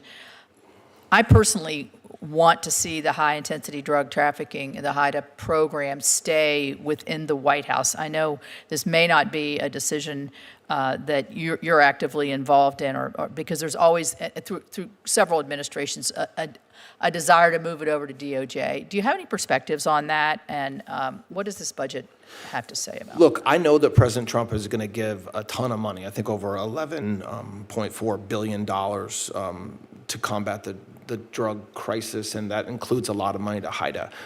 The way that it's running through the ONDCP now as opposed to directly to DOJ doesn't make a difference to the effectiveness that we can have to run these programs. It hasn't made a difference over the past year. It will not make a difference in the coming years. To the contrary. Remember, another big part of the drug fight is DHS and HSI. And so one benefit of having it go through kind of a one higher place is that we make sure we're spending the money across the federal government in the ways that is smart. So I have had zero issues with that setup, and I don't think Administrator Cole has had any issues with it or any of other law enforcement. I mean, personally, I think the issue is so large, and you heard Senator Gillibrand talking about it in New York. Our state has a particular issue, and I am so pleased with the president's southern border initiatives. Fentanyl seizures are down, meaning less fentanyl into the country, but it's just such a devastating and terrifying drug that's killing too many people. Yes. I did want to I noticed in your opening statement you made a comment about the Bureau of Prisons. I just had a conversation with my fellow West Virginian, Billy Marshall, who's head of the BOP. I am in full support of the $10 billion request that you've made. He's made great strides there in getting good leadership, and they're safer. We have several federal prisons in and around West Virginia, and not only are the staff safer, but the inmates are safer as well. And I would encourage you to keep pounding that drum. We will. Thank you, Senator. Let me ask you a question in the last few minutes that I have. There's a few seconds. All right, geez. There's always a headline about Assistant Attorney General leaves DOJ, and it sounds, like it's a political statement rather than, or a lack of confidence statement, or doesn't like the way the direction that the department is going. And I know you see this, the public reports.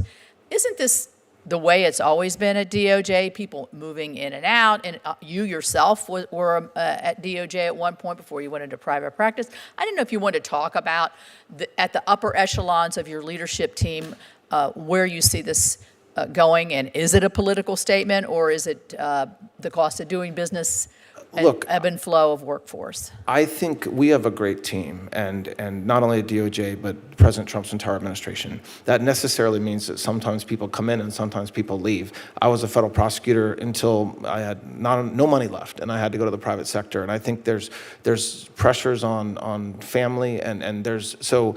It's not a political statement. I think the president has assembled a phenomenal cabinet, and the cabinet has then assembled leadership that I think is every day working hard to fulfill the president's agenda, and when it comes to DOJ, to make America safe again. And so my team that works at DOJ, some of them will stay for 4 years, and some of them will probably leave in the next month or two, and that's natural. And all we can do is thank them for their public service and to keep on hiring great people. Thank you for your service. Thank you. Thank you, Senator. Thank you, Senator Capito. We're going to conclude this hearing in just a moment. Senator Van Hollen and I have the practice of wrapping up our thoughts with questions or statements, and then we'll conclude. I'm in a particular hurry to get to the Defense Appropriations Subcommittee to ask questions there. So if I quit explaining what we're going to do, I'll get there sooner. And I now recognize Senator Van Hollen. Thank you. Thank you, Mr. Chairman. Mr. Blanche, in response to Senator Coons saying that Capitol Hill police officers were worried that people who assaulted them on January 6th might benefit from a slush fund, you said that couldn't be true because it hadn't been set up. I didn't say it couldn't be true, Senator. I didn't say it couldn't be true. I said it was surprising it was true. Okay. So it is very possible that people have been anticipating getting payments from the administration, people who were part of the attack on the Capitol on January 6th, right? You're asking me to speculate on the possibility of something? Have you not heard of anybody anticipating getting payments from that? No, I haven't. Okay. I don't know what that means, actually. All right. But I won't speculate. I want to put it in the record, submit for the record, a January 2026 Washington Post story, a long story, entitled, "For Many January 6 Rioters, a Pardon from Trump Wasn't Enough." And it goes on to quote the President of the United States, when asked about these payments, said, "A lot of people in government now talk about it because a lot of people in government really like that group of people," unquote, referring to the January 6 rioters. Are you not aware of that statement from the president? I have never read the Washington Post. Well, I can tell you that there are a lot of people I accept that you read it. For a long time who've been anticipating payments. You're not aware of that? In fact, when I asked, you're telling me there's a lot of people that were anticipating payments? Yes. No. Well, I'm not aware of okay. that. Well, Mr. Attorney General, you are in a bubble because the reality... Because I don't read the Washington Post? No, Okay. no. Obviously, you should be in touch with some of these folks because I asked you specifically about an individual who had molested kids and been convicted, about his anticipation of getting a payment. And you said that couldn't be true. In fact, that was a lie. I want to read you. I didn't say that. I got the transcript right. Good. You said it was obvious. I'm obviously lying in the question because there's no way the person committed to that because the slush fund did not exist. That's what you said. I'm going to read from you, Mr. Attorney General, an affidavit from the Hernando County, Florida Sheriff's Office. And I want you to listen carefully to what this police officer said about this criminal named Andrew, pardoned by the president, now being charged for child molestation. He says, Andrew also told that since he was pardoned for storming the Capitol on January 6, 2021, and he was being awarded $10 million as a result of being a January 6er, Andrew did tell that he would be putting him in his will, referring to one of the victims of his molestation. He would be putting him in his will to take any money he had left over. This tactic was believed to be used to keep from exposing what Andrew had done to him, signed under penalty of perjury by someone in the sheriff's office. And you're telling me You don't know about all these people who have been signaled by the President of the United States and others that they're going to get payments. I think that that's what you just read is disgusting. It's horrible that that happened, but that's not what I said. I mean, you can say you're telling me and then make up something that I'm not saying, or you can let me speak. Mr. Attorney General, Yes. I'm reading from the statement here. I got a transcript of what our exchange earlier.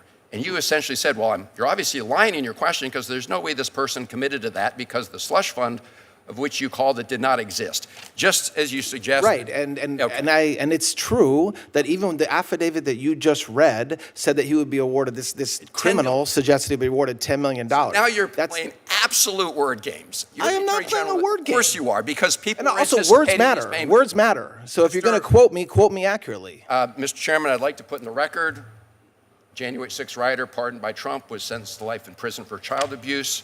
Pardoned Capitol Hill rider tried to bribe child sex victim with promise of January 6 payout. And I will close with this, Mr. Attorney General. You can't tell us today that this individual would not be eligible for a payout from this fund. I find that obscene. And I'm going to ask you one last time. You keep comparing this case to the Keep Eagle case. In that case, as you've admitted, a judge ultimately signed off. I'm asking you, before you proceed with this fund, will you have a federal judge sign off on it? I didn't compare the cases. What I said is the commission that we set up yesterday is nearly identical to the commission that was set up during Keep Eagle. So please, you repeatedly put words in my mouth, and then you say, "Oh, I'm playing wordsmith." Words matter, Mr. General. So if you, they do matter. You said they were. I got. Look, the transcript will speak for itself. It will. But you compared in your own release. In the Department of Justice's own release, you compared it to this case. And in this case, a judge signed. My final question is, will you agree, as they did in that case, that before you proceed with this fund, a federal judge will sign off and approve it? Will you agree to that? Federal judge. So there's no mechanism. Actually, there is a federal judge presiding over this case. Dismissed. The case was dismissed by the judge last night. Yeah, because you moved to create this fund. I didn't move. I did not move. The settlement result, Mr. Attorney General, come on. So So you're not going to submit this proposal to any federal judge or independent? There is no judge. Any independent authority? What does that mean? An independent authority? What does that mean? It means not somebody who's getting to pick 5 of the members who was the president's former personal attorney. That would be somebody who would be independent. I'm the acting attorney general, okay? The fact that I used to be President Trump's lawyer is just a fact, but I'm the acting attorney general. So don't say the president's former personal lawyer will do something. The acting attorney general will do something. Mr. Attorney General, you are acting today like the president's personal attorney, and that's the whole problem. You have a whole banner of his face hanging over the Department of Justice, and you and everybody else walks under it, and you are acting like you're his current personal attorney. Mr. Chairman, I have no further questions. Attorney General, let me ask this question in this regard to the fund. Is there in your mind a nature or a description of the individuals that you hope to find to serve on that board that makes the decisions that we're talking about? Yeah, we want people who will have the ability to evaluate. I mean, with a couple of the questions from the senator and from others today, evaluate whether somebody who's applying for compensation is entitled to it, and if they are entitled to it, what amount and how to go about doing that. So we expect there'll be experienced people. It'll be public. People can be critical if they so choose, and so we haven't come up with names yet, and we will. I think we have 30 days to do so, and when we have the names, we'll announce them. And what's the standard by which a determination is made that compensation should be had? So in the broadest sense, it's weaponization. It's not limited to Republicans. It's not limited to Democrats. It's not limited to January 6 defendants. It's limited only by the term weaponization. And so I expect that the commissioners, and what I expect they will do, because they'll have to, is set up guidelines and set up procedures for individuals to apply for that. The weaponization then gets defined, could be, I assume you can't expand the word weaponization, but you can narrow where it seems to be most applicable, where the weaponization, if it occurred, is the most egregious. There's some kind of standard by which you would evaluate a case-by-case basis? I think there has to be standards, and I think it is a case-by-case basis. I think that it will depend on, but by when you say there's a standard and then say it's case by case, that's the issue, right? Is that the case by case analysis is what's going to have to be done, and I expect that it will be done. I mean, I think it's telling that everybody on the left and everybody in the liberal side of the media immediately says it's a slush fund for President Trump's friends. If anything else, that's an outright admission that they know that the people that really had this Department of Justice weaponized against them were President Trump and his friends. But that is not what the commission says. That is not what the AG order that I signed yesterday says. It does not limit it to President Trump or President Trump's friends. To the contrary, President Trump isn't taking a dime. And so the fact that there's a view that this slush fund, which it's not, is going to be only given to Republicans or friends of the president is one, not true. But two, it's very telling that that's the reaction from Democrats, because it proves the point that President Trump has been saying for a very long time, which happens to be true, which was for the first time in our nation's history, you had an administration seek to destroy the previous administration, not just President Trump, anybody that came in contact with him. I've said it before, but you're talking about his gardeners being put in the grand jury, his Secret Service detail being put multiple times in the grand jury. That's what the last administration did to try to destroy President Trump. And he has said publicly, and I very much agree with him, that he doesn't want this to ever happen again to anybody. And so how do you go about making sure it doesn't happen again to anybody? Well, you change the culture, which is what we're doing. You also set up a mechanism where people that did have it weaponized, have this Department of Justice and this federal government weaponized against them, can apply. Does it mean they're going to get money? No, it doesn't mean they're going to get money. It just invites them to apply. And they make a case of some kind to meet some standard, right? Yes, and there's a flaw in the legal system, because this legal system was not set up to compensate for what the Democrats and what Biden and what Garland did for 4 years. It doesn't know how to cope with the fact that hundreds and hundreds of administration officials had their phones taken from them. Members of the Senate had their phone records subpoenaed and weren't told about it. The system isn't set up for that. In answers to questions previously put before you this morning, you took, I assume, because what the settlement agreement says, you eliminated certain individuals from being qualified to receive benefits from this fund.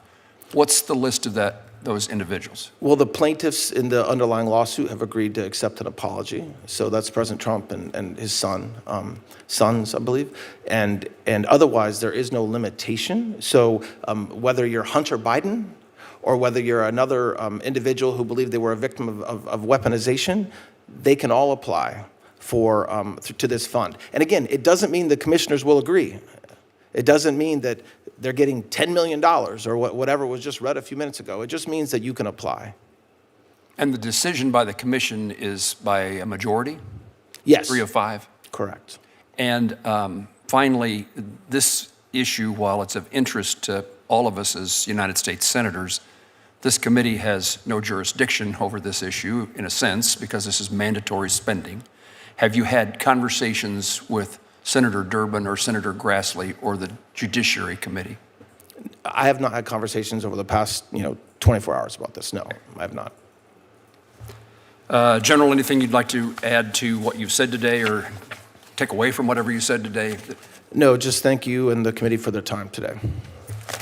There are no further questions. Senators may submit additional questions for the subcommittee's official hearing record.